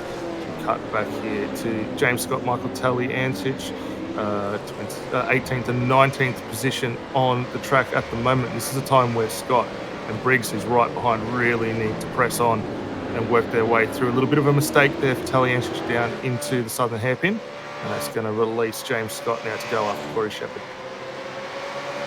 So this is interesting what Taliancic has done. So Taliancic came in under the safety car, but then he also came in a couple of laps ago just to get the remaining fuel. So he's actually battling with these guys. Taliancic with a really nice strategy call. And I believe he is legitimately fighting these drivers because he took so little fuel. Unfortunately, I think he's got old tyres on, this Taliancic. And is now starting dropping down the order. Now here comes Borg. He's one of the first drivers to come into the pits, who came in under the pits during the safety car. That will be his last pit stop. Where does Borg come out? He should be around. Be like Jamie McKnight, Andrew Dyson, somewhere around there. Still stationary on the lane. He's down now, 12-second stop.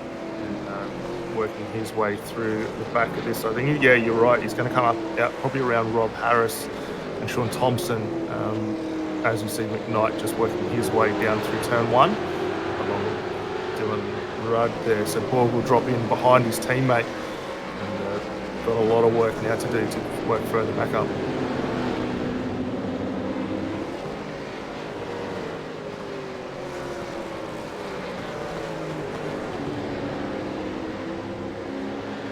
Just tuning in for this the 11th round of the AOSC Super Series. Looking at the time screen, that looks a bit odd.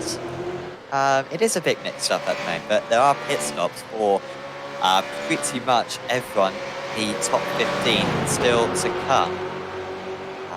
Top 14. 14? Yeah, top 14 still to come into the pits, so we'll start sorting itself out in a little bit. Shepherd just going ahead of Anspatch there, so into 13th. This has worked. So Shepherd, who was in a really good position under the safety car, he was lining up right behind Jordan Ross, who now leads this race. Unfortunately, he made some mistakes in the restart to Shepherd, but he came into the pits quite early, and he is actually legitimately ahead of James Scott, so Shepherd can still get a podium out of this one. It shows how pitting under the safety car was definitely the right idea. What's Latta going to do? And also Bowden, Stovall, Loxton and Smartfield all just come to the pits once again. Have any of them come out of the pit? Shepherd gets ahead of a lot of them. But Briggs and Dyson ahead of Taliancic at the moment. Yeah, just the rest coming out of the pits. There's a very long pit exit they hit. And the drivers who didn't come under the pits, the safety car leader of them currently, James Scott, up in 9th place. And yeah, still a few guys ahead of him, still yet to pit. Yeah, we've just got Craig Anspatch and Corey Shepherd just ahead, who we're just looking at. Also a little update too from Damien Johnson. So he ran that car out of fuel. Unfortunate for him there. So not an engine issue, but I think you might have suggested no there, but just not getting the fuel mileage that he needed to get that car through. So hopefully we'll catch him back out next week. But it was a really solid run there for Johnston up until that point. Anspatch now got mirrors full of James Scott as they work their way up onto the banking. And surprised to see him just holding that high line there. I would have thought for a positional change, he might as well have stuck his nose into it and had a go. But just allows both himself, Scott and Briggs, to get through. Jordan Ross now juts into the lane for his final stop tonight. So let's see where this ends up. Better free real estate behind Ross and between himself and James Scott, I should say. Scott has been a lot faster than Ross over the last few laps. On that last lap, he was about 2 seconds faster. So the gap won't be huge. I think it'll probably be about 5 seconds in favour of Ross. Although Ross now just coming out the pits. In fact, this will be quite close between the two of them. Ross now trundling out of the pit exit. We're still going to have a race on here. It's Jordan Ross leading the way still, but is Shepherd going to get ahead? Shepherd, who, remember, doesn't need to pit again. And is Shepherd ahead? No, he's not. So it's Ross, Shepherd, and then Scott at the moment, albeit Ross has got the freshest tyres out to the lots of them by quite a large margin. But Stokes is still going to be involved in this one later on. And yeah, Ross's lap times weren't particularly good at the end of that stint. I thought they'd be a bit stronger. He was losing a lot of time to Scott, but crucially has still got track position. And this is going to be a tight race to the finish now, with just over 10 laps to go. Fresher tyres, a lighter fuel load, and a fresher mindset, arguably, with only 10 to go. So this will be interesting to see. He's already created quite a substantial buffer there between himself and Corey Shepherd. So interesting to see that car. And James Scott not getting the initial run on the back straight that we would have assumed he would have got. Tyson McAvoy giving a flash of the lights.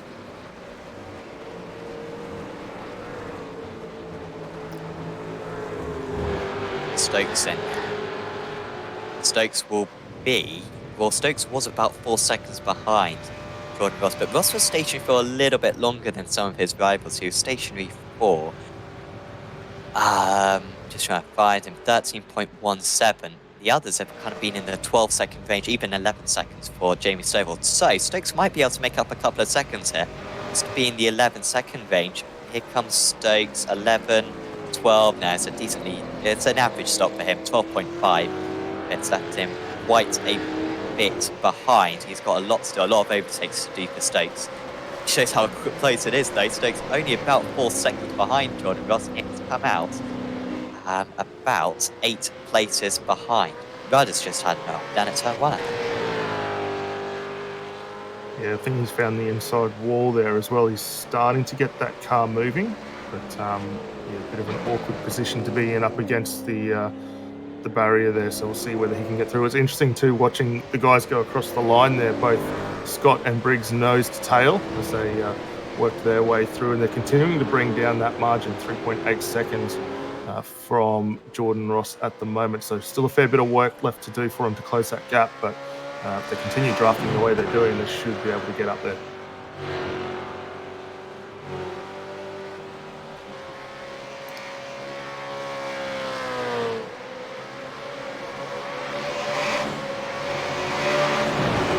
Stovall versus a lot of cars, it seems. Loxton and McKnight and Latter both will be on these guys as well. Stovall just bending off that move. And this guy's still going to lose it on the brakes, I think, down into the bus stop. And it's McKnight just ahead of Stovall's. But it might actually be Borg potentially at the back of this one. They're going to reach some pretty immense speeds, are the guys at the back of this train. By the end of this straight, probably going to be right into the rev limiter. Going to be able to do a whole lot with the 987 going the long way round. Safety car. And that puts us better in this one. Yeah, the 037 stationary on the southern hairpin there. So that's a big one. And that's really going to open the door for those guys that have just completed their stops.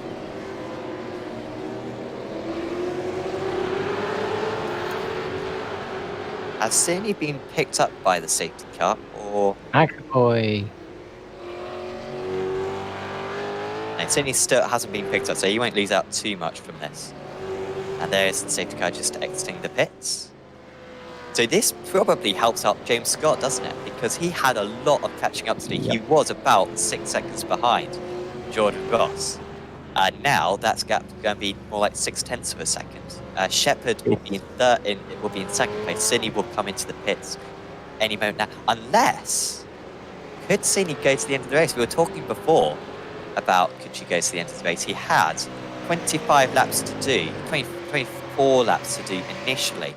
Of course, 4 of those laps are going to be under safety car. So if he saves enough fuel, Sidney could try to go to the end of the race, considering that we've got another safety car period, although it will be tricky for him. Let's see what he does. I mean, if he comes in on this lap, then obviously he will go for the pit stop. If he doesn't, then that's a clear signal that soon he's going to try to go to the end of the race.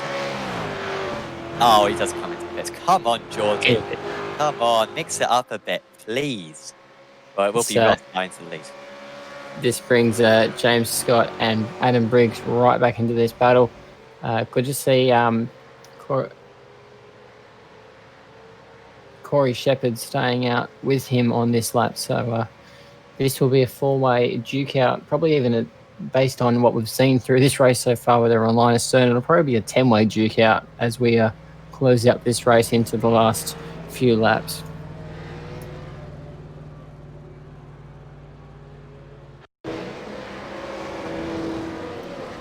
So this is Tyson McAvoy. This is exactly what's caused this safety car. About to go into the banking, has locked the rear and has been absorbed into that tyre bundle, so hasn't been able to propel the car forward or backwards out of that one. One of the fun things about the iRacing tyre bundles is they generally stick like glue to the race car. Yeah, that's a characteristic that pretty much this car has more than any other. Also get stuck in the tyres at the bus stop. I've seen that plenty of times. I guess it's, I don't know, is that realistic? You can sometimes get stuck in the tyres, can't you? But I don't know. It doesn't quite look right, does it? There you are. When the world goes back to normal, I'll try and get over to Daytona and try and get stuck in that area and let you know. Yeah. Zinni came out in 16th, by the way, but he will have fish tyres. Zinni, who's always won for the alternative strategy, because he tried it at the other Roval round of the season. He tried it at Charlotte. He didn't come in under the safety car, unlike everyone else, and that one didn't really work out for him either, did it? Although I think he was unlucky with the second safety car period, which hurt him a bit. Yeah, this time it'll be a fun end to the race for him. So, will the safety car come in on this lap? I'm not seeing the lights flashing, so that indicates that it will, won't it? Or Useless just forgot to flash them, but yes, it does look like we'll be away pretty soon after this one. It's only a matter of time before we hear the safety car getting the call to accelerate away from the field. So it will be a 7-lap sprint. So this has been one of the races of the season. I think it probably has been race of the season. It was really good at Le Mans, but perhaps a little bit compromised that race just due to a few of the errors we saw from the drivers. This race has been really high quality racing, some smart driving from the guys to save some fuel when they can, smart strategy calls as well. And it was a brilliant strategy call from Jordan Ross and Corey Shepard to come in under the safety car. However, this safety car has very much put their race chances in jeopardy.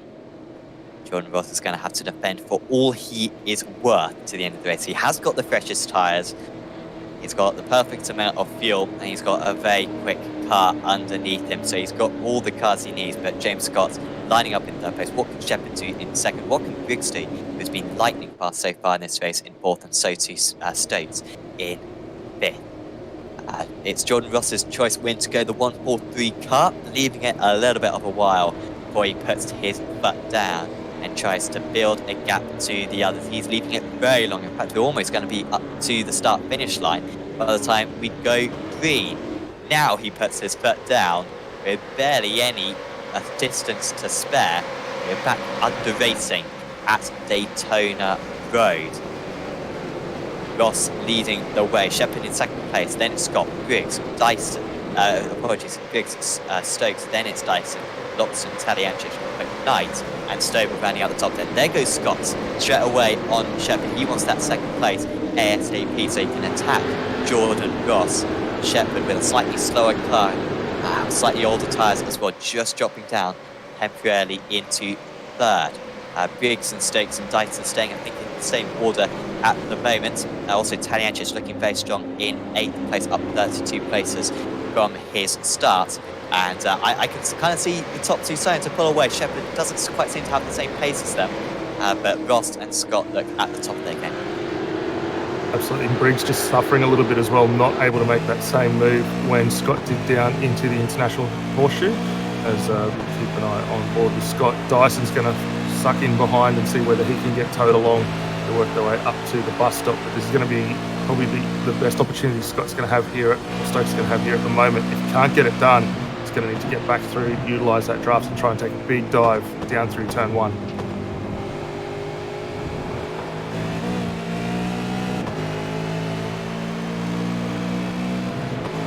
Yeah, Briggs not able to get the advantage there that James Scott did. Very authoritative in his move down in P2. He wants to attack Jordan Ross. He wants to get this race win.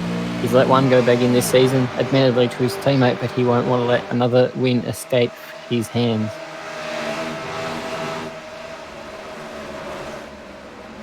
The top 5 all very close. Not to come behind. Oh no, there's contact between Stokes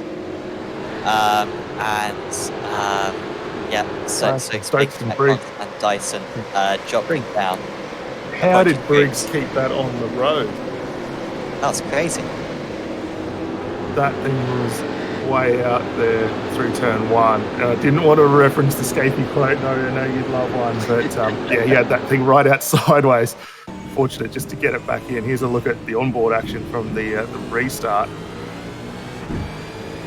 And that jump just left Briggs struggling just a bit down into 1. So you see Stokes go around that outside there to get away. Here's a look at, hopefully we'll see Scott go through that. Apologies for my slight confusion when that happened, because I thought that he was miles off the circuit there, Briggs. But yeah, you're right. He managed to somehow keep hold of it and stay in 4th place.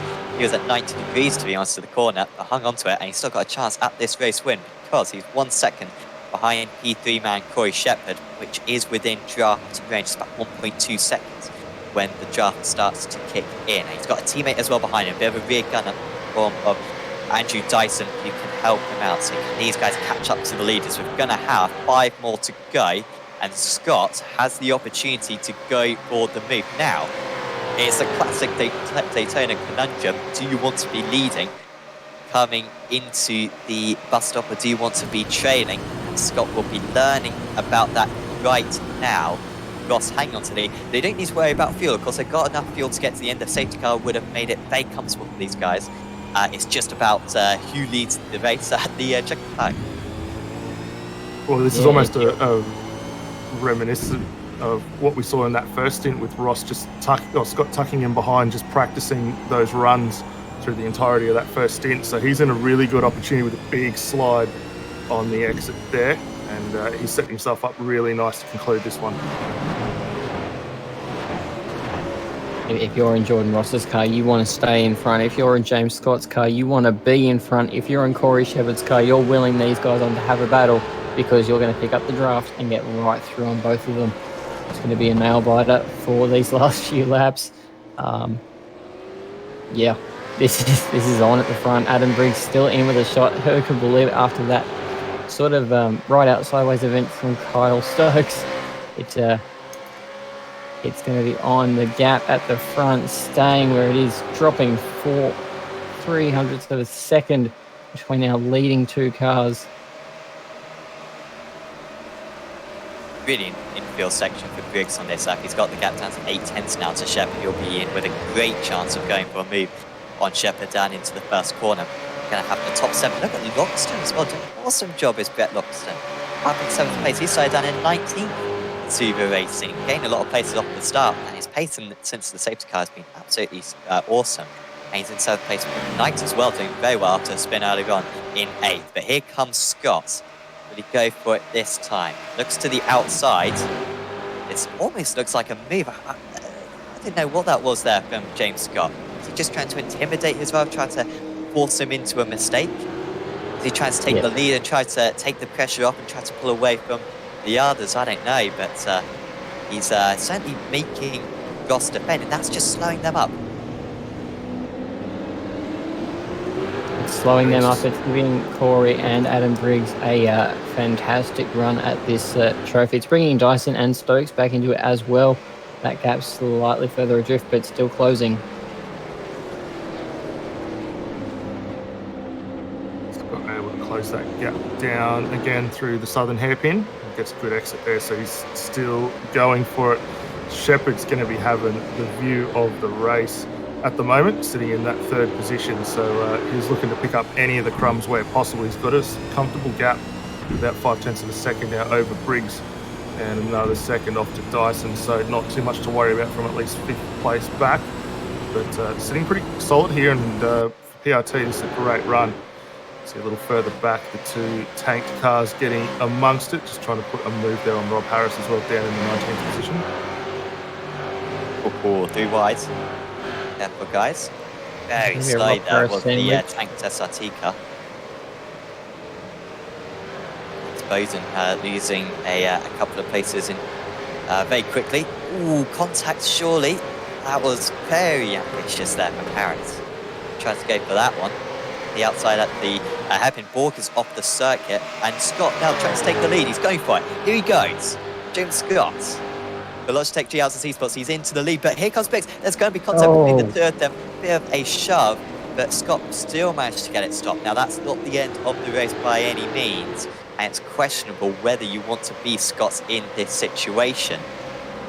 Well, he's got track position now. He's just got to hold on to it for the last 3 laps of this race, but Ross staying ever so close to him. Nothing between the leaders.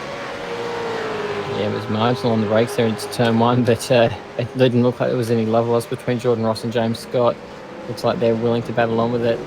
Like Dan was saying, Corey Shepherd willing them on because he's going to pick up crumbs, and crumbs are going to go flying. It might be a podium, might be a trophy at the top of the step.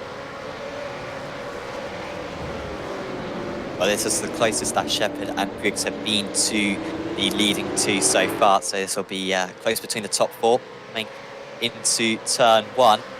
Ross 3.5 tenths of a second behind. That's good for Ross. He's clearly got very good pace. Remember, 4 lap fresher tyres than Scott, which will be of slight use at the moment. It's whether or not he can overtake him back into turn 1. Let's see if he goes for it straight away, or whether he's going to leave it till the last lap. Just try to nail the run through the bus stop.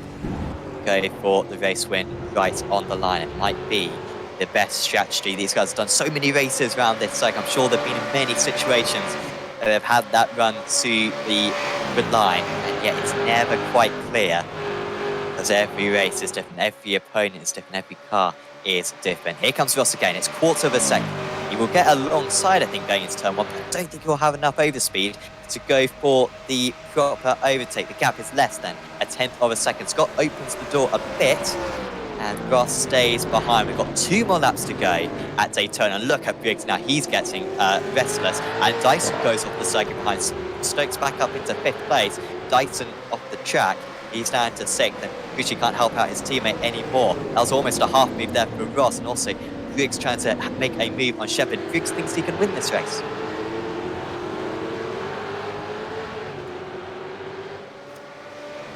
Yeah, it's an ambitious move. His teammate just exited stage right at turn 1, so goodbye Regunner. He's now going to have to battle with Kyle Stokes again. Remember what happened with them last time. They were toe-to-toe at turn 1. This is Adam Briggs trying to get the move done on Corey Shepherd. He won't want to be stuck in P4. Looking at this, he'll want to be in P3, fighting for P2 and P1. This gap at the front remains very, very close between James Scott and Jordan Ross. That Synergy Sim Racing Mustang growing larger and larger in James Scott's mirror, as does the Simrig CPR of Adam Briggs grow larger in Corey Shepherd's mirror. So this is on at the front. Top 4 cars going toe to toe. Briggs had exceptional drive going onto the Rover, managed to keep the gap to Shepard by about 2 tenths, but crucially Shepard with a slight draft from the cars ahead. But I think we've got to pay our attention now to Ross, because he's closer than he was in the last lap. And surely, if he so wishes, he can take the lead down into turn 1. The overspeed is there for the 143 car. He goes for it. He wants to be leading going onto the last lap here at Daytona. He takes the lead across the line, but has he got the better line, or is Scott going to be able to hold on to this lead? It is Scott ahead. And look at Briggs as well, going for the big one round the outside. He will be off camber through turn 1, but he carries the speed through regardless. And Adam Briggs is up into 3rd place, and he might still be able to challenge the top 2, but he needs to nail these next few corners, and this could be some win for the 72, although he does have a slide into the horseshoe. Scott, though, leading the way, quarter of a second ahead of Ross, who did lead across the line, remember. So if Ross is within a couple of tenths of a second coming out of the bus stop, surely you would back him for the race win. But any mistake, and if he doesn't nail that chicane, he is going to be in big trouble. Briggs maybe just a little bit too far back. He's 9 tenths of a second behind these guys, and will be catching them rapidly, I'm sure, to the end of the race. But perhaps he just needed one more lap. It looks as though it's going to be Logitech G-Altus Esports versus Synergy Sim Racing. Logitech, who have won every one of the 10 races so far this season. Scott's with 9 of them. Myers taking the race win at Phillip Island last time round. Ross trying to put an end to that. The man who nailed the strategy, came in under the safety car. It was the right thing to do. The second safety car has made this one tricky, and this is the moment of truth. The 143 all over the back of the car number 1. And Ross is just a sprint now to the line. He's ducked out to the slipstream. Now he'll duck back into the slipstream to try to get the run. Here comes the overspeed. It's a 1/10.5. It's down to a 10th. It's all the way to the line. It's going to come down to just a few hundredths of a second. Scott versus Ross to the line. And it is Scott who takes the race win right at the finish. It was by quarter of a 10th of a second. And it is Ross who has to settle the second place. Briggs comes home in 3rd, holds off Shepard and Stokes. And that was a pretty remarkable finish. It looked as though Ross had the run, guys, but he didn't quite. And also very slow is Christian Smarts, I think, just at the finish, and a couple of others. But Daniel, I thought Ross had that one, to be honest, and yet just couldn't quite get the overspeed to the line.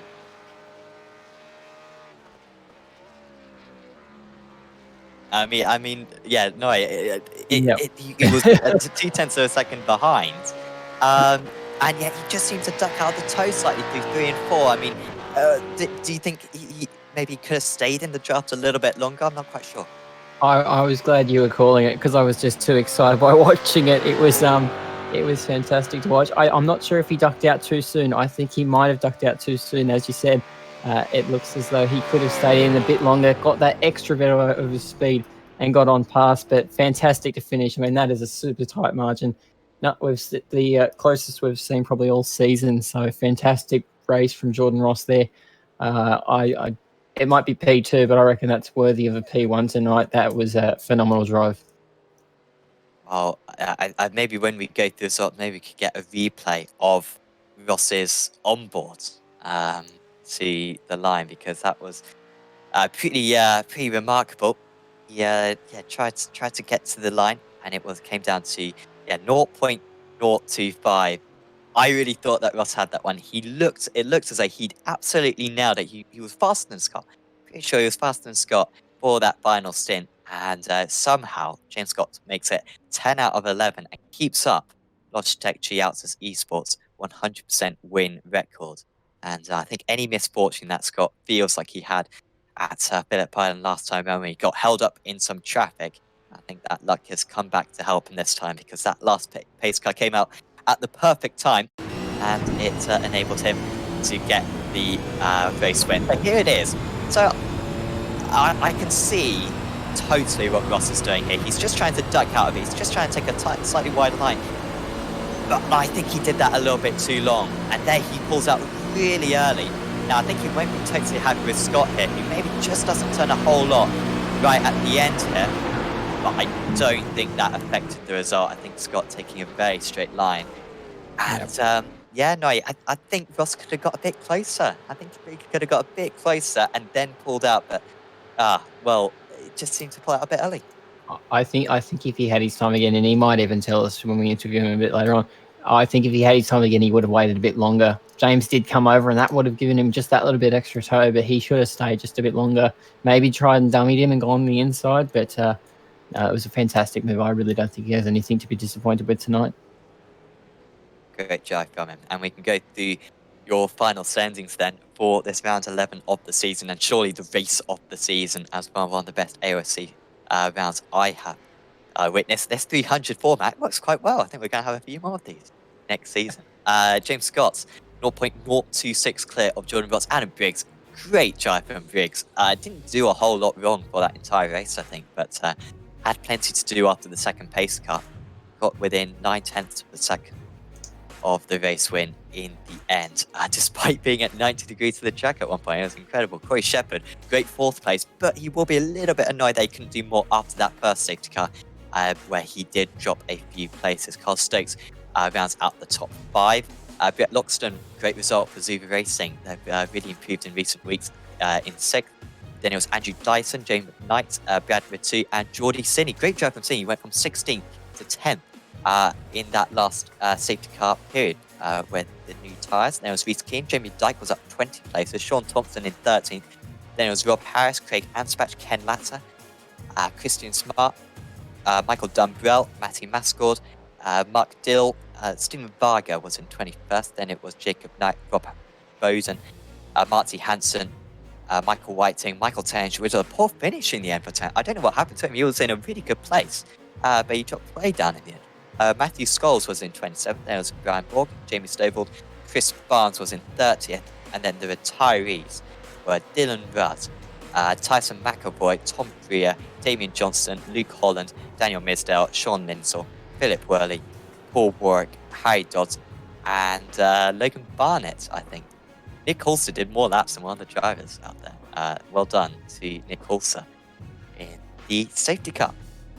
A lot of retirees there, despite the fact that they do get 2 faster pairs, but once you tow back to the pits, of course, you're not allowed back on track, I believe, as we are going to get some interviews with our drivers. And, well, I didn't get a chat with him last week, but I get to have a chat with him this week. James, well done.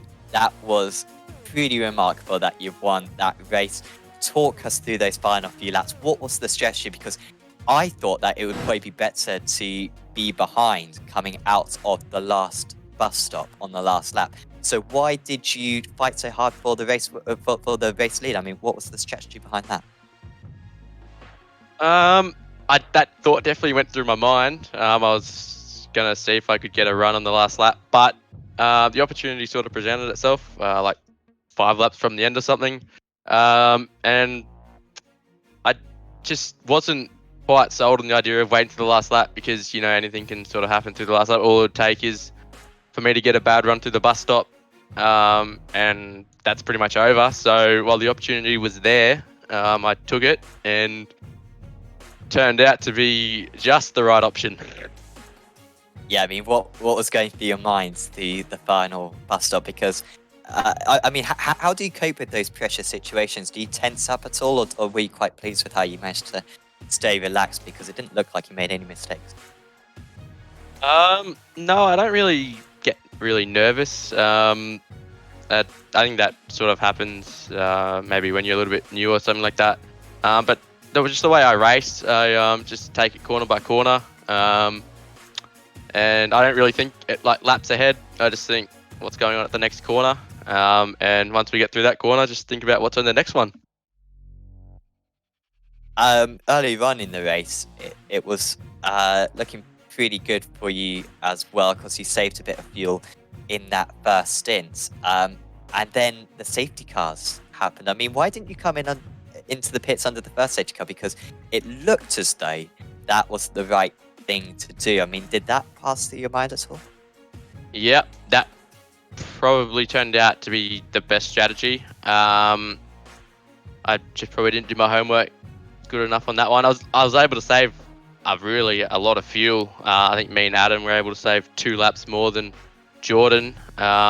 and luckily enough, Jordan must have got caught up in traffic or something on his 2 laps after his first pit stop, and we came out just behind him and passed him, and then was saving again behind Damian Johnson, I think it was.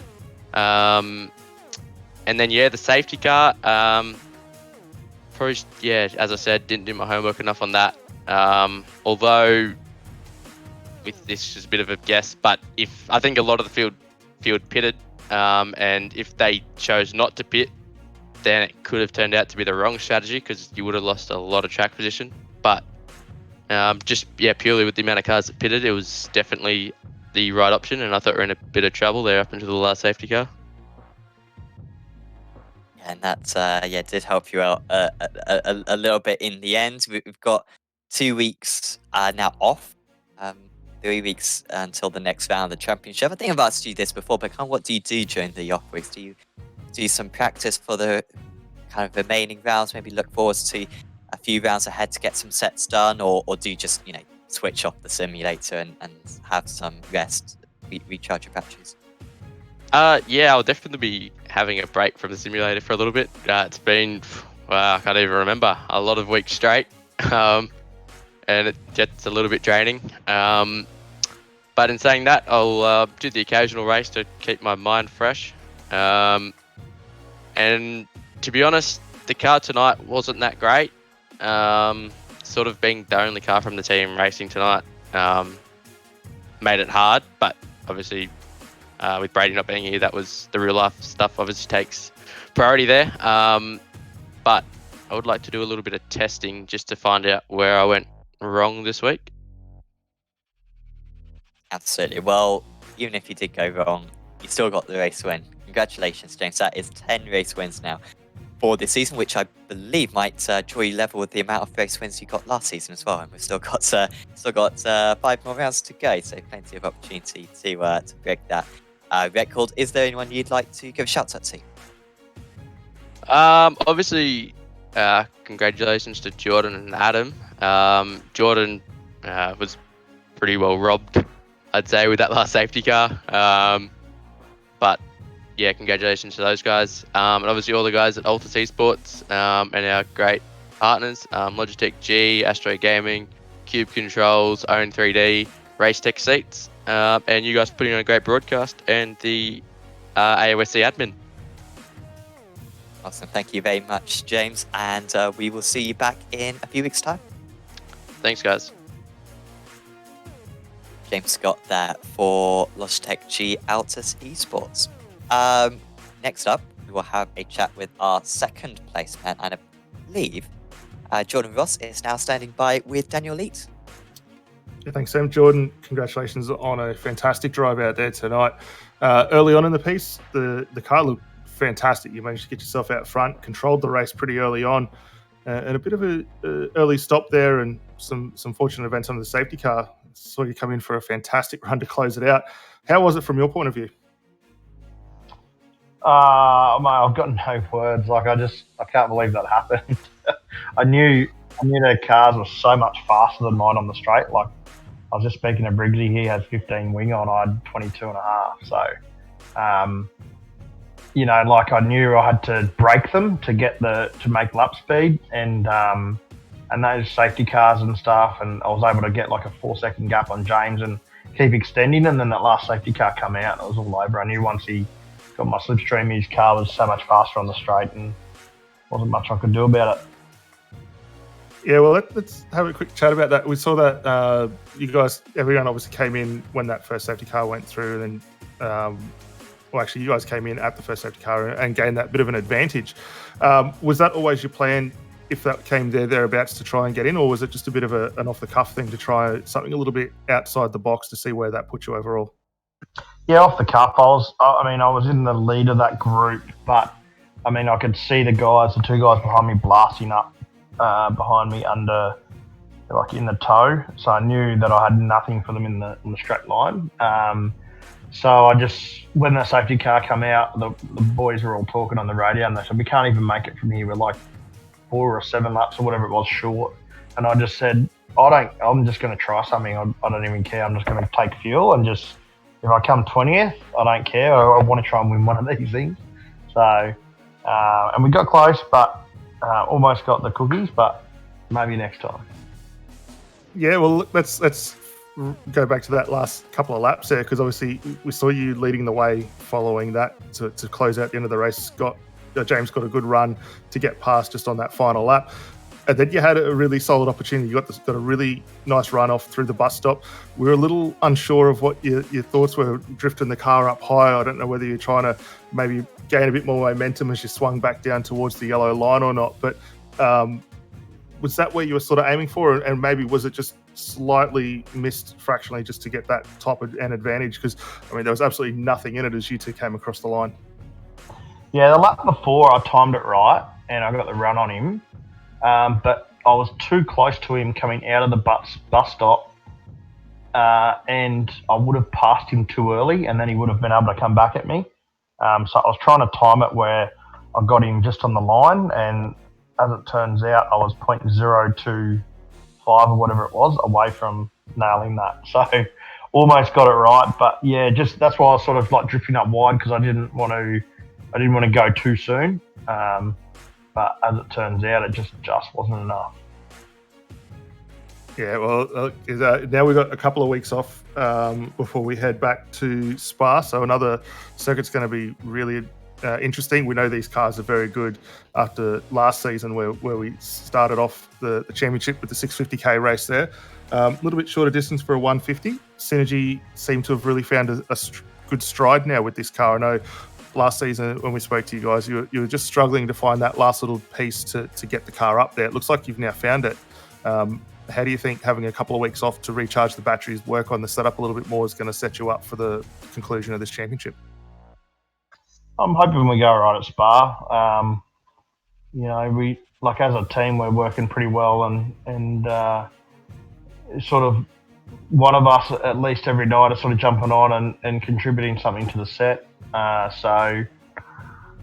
think Spa was one of my stronger tracks in the last few years, so it'd be interesting to see with this car and this new tyre model and everything. I've been back there since, but if it like flows over and I'm still good there, or I'm no good, so we'll find out.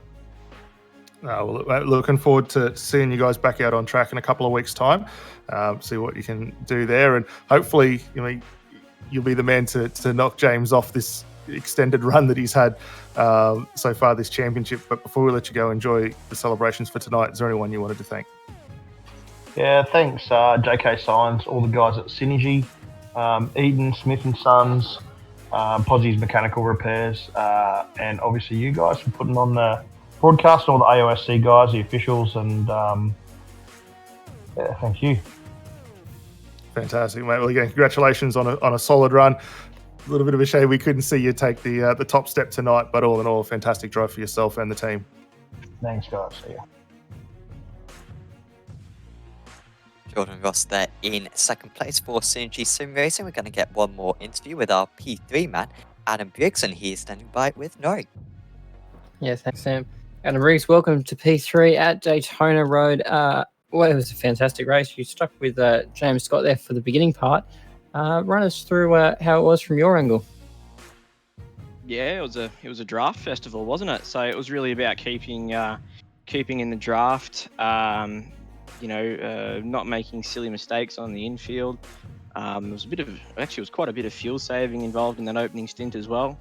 But yeah, and then the final part of the race, yeah, it was really about making up for maybe a lesser choice of pit stop as well. So yeah, we had a bit of everything, that one. Not wrong, mate.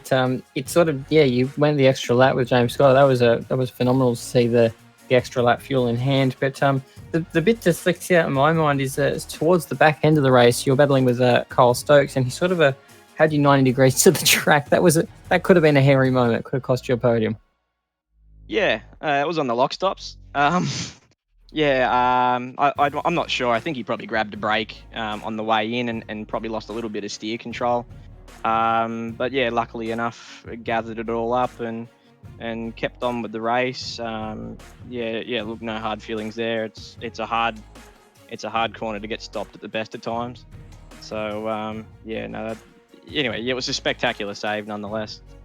It was, yeah. I would give you 10 out of 10 for your style points tonight, mate. The one thing I did want to point out, it was sort of a return to form for yourself tonight. Is it Daytona one of the circuits you are fond of, or the team's worked well on a setup? We've got Andrew Dyson up there in P7 tonight as well. So, is it a good track for the team? Yeah, we had a really good setup. We were able to balance the car well on what is a particularly low downforce arrangement, but yeah, look, whether it's a circuit I like, no, I actually think it's not particularly friendly at all. It's one of those tracks that's nice to maybe race at once a year, but I do struggle to see the appeal of it. But I seem to do well at it, and that's just not here today. That's other races as well. So I don't know. It's a bit weird. I think it's something within race car drivers. If you don't like the circuit, you do well there. But that's just an observation there. While you're here with us, is there anyone you want to give a shout out to? Yeah, definitely. So I'd like to thank obviously AOSC for putting on the series, the sponsors of AOSC as well. Those sorts of events don't happen without admin and sponsors. Also like to thank obviously Apex for the broadcast, and also we've got some sponsors there at DPR. So it's simrigs.com. They bring a lot to us. There's also Southwell Lifts and Hoists, Ben Max Mechanical, and BetSmart Racing Services as well. So those guys really help us out. Excellent to hear. Now I've got a couple of weeks off. Are you going to be joining us at Spa? Is that another one that's you're going to do well at? Yeah, look, I think Spa is going to be a unique challenge in these cars. I can't say that I remember doing a lap in one of these cars before around there. That's certainly going to be interesting. We've got a big couple of weeks in some other series. So, but Spa's always one of those tracks. We'll see how it is through El Rouge, or whichever corner that is these days, and it'll be a fantastic race, I'm sure. Yeah, let's hope it's not a draft fest down the Mulsanne Straight. That's at Le Mans, different circuit. Thanks for joining us tonight, and congratulations on P3. Yep, thank you very much. Adam Briggs there for DPR Racing. Yeah, a very impressive third position there. Another podium for him, that team. Of course, we have got 2 weeks off over the next couple of weeks, unfortunately. But we will be back with you in 3 weeks' time for that round 12 of the championship at Spa, which should be a fantastic host. And then we've got pretty much, I think we've got four rounds on the trot, and then a break week. And then I think we've got Bathurst to finish the season as well, middle way through December. So still plenty more action coming from the AOSC Super Series coming up. Of course, big thanks to all the sponsors once again for their continued support of the championship. Acuta, who provide height, safety, and rigging equipment. Jinx Shifters, who make awesome premium shifters, brick bias, and ARB adjusters as well. So if you're looking to upgrade your rig, certainly do go to Jinx Shifters for all of that. Race Circuit Arts Australia, who make awesome race circuit designs, lots of kind of outlines of circuits that you can get of Australian tracks, and also loads of tracks around the world as well. They look absolutely stunning. You can hang a few of them up around your home. Race Circuit Arts Australia, Sixth Gear Imagery, who will be doing the action shots for this round of the championship as well. You can check them out on the AOSC Facebook page. Wolf Graphics, who make Aussie-made stickers, and will also be providing some winner stickers to the champions for this season. And also Western Mazda 2 Easy Finance and Parramatta Isuzu Ute as well. If you're looking to buy a car in the Sydney area, certainly do go to any of those car dealers led by Jamie McKnight. Thanks to all of them for their support of the championship, and please do check out any of their products. It does help out quite a bit. So like I said, we are going to be back in 3 weeks' time for round 12 of the championship. But for now, from myself, Sam Fitzpatrick from Daniel Leeds, from Matthew Norris, and from Scott Newton, we are going to say goodbye. There is no stopping James Scott. There is no stopping Logitech G Altus Esports. Can anyone take them off their perch next time out? We will see you in a few weeks' time at Spa. See you then.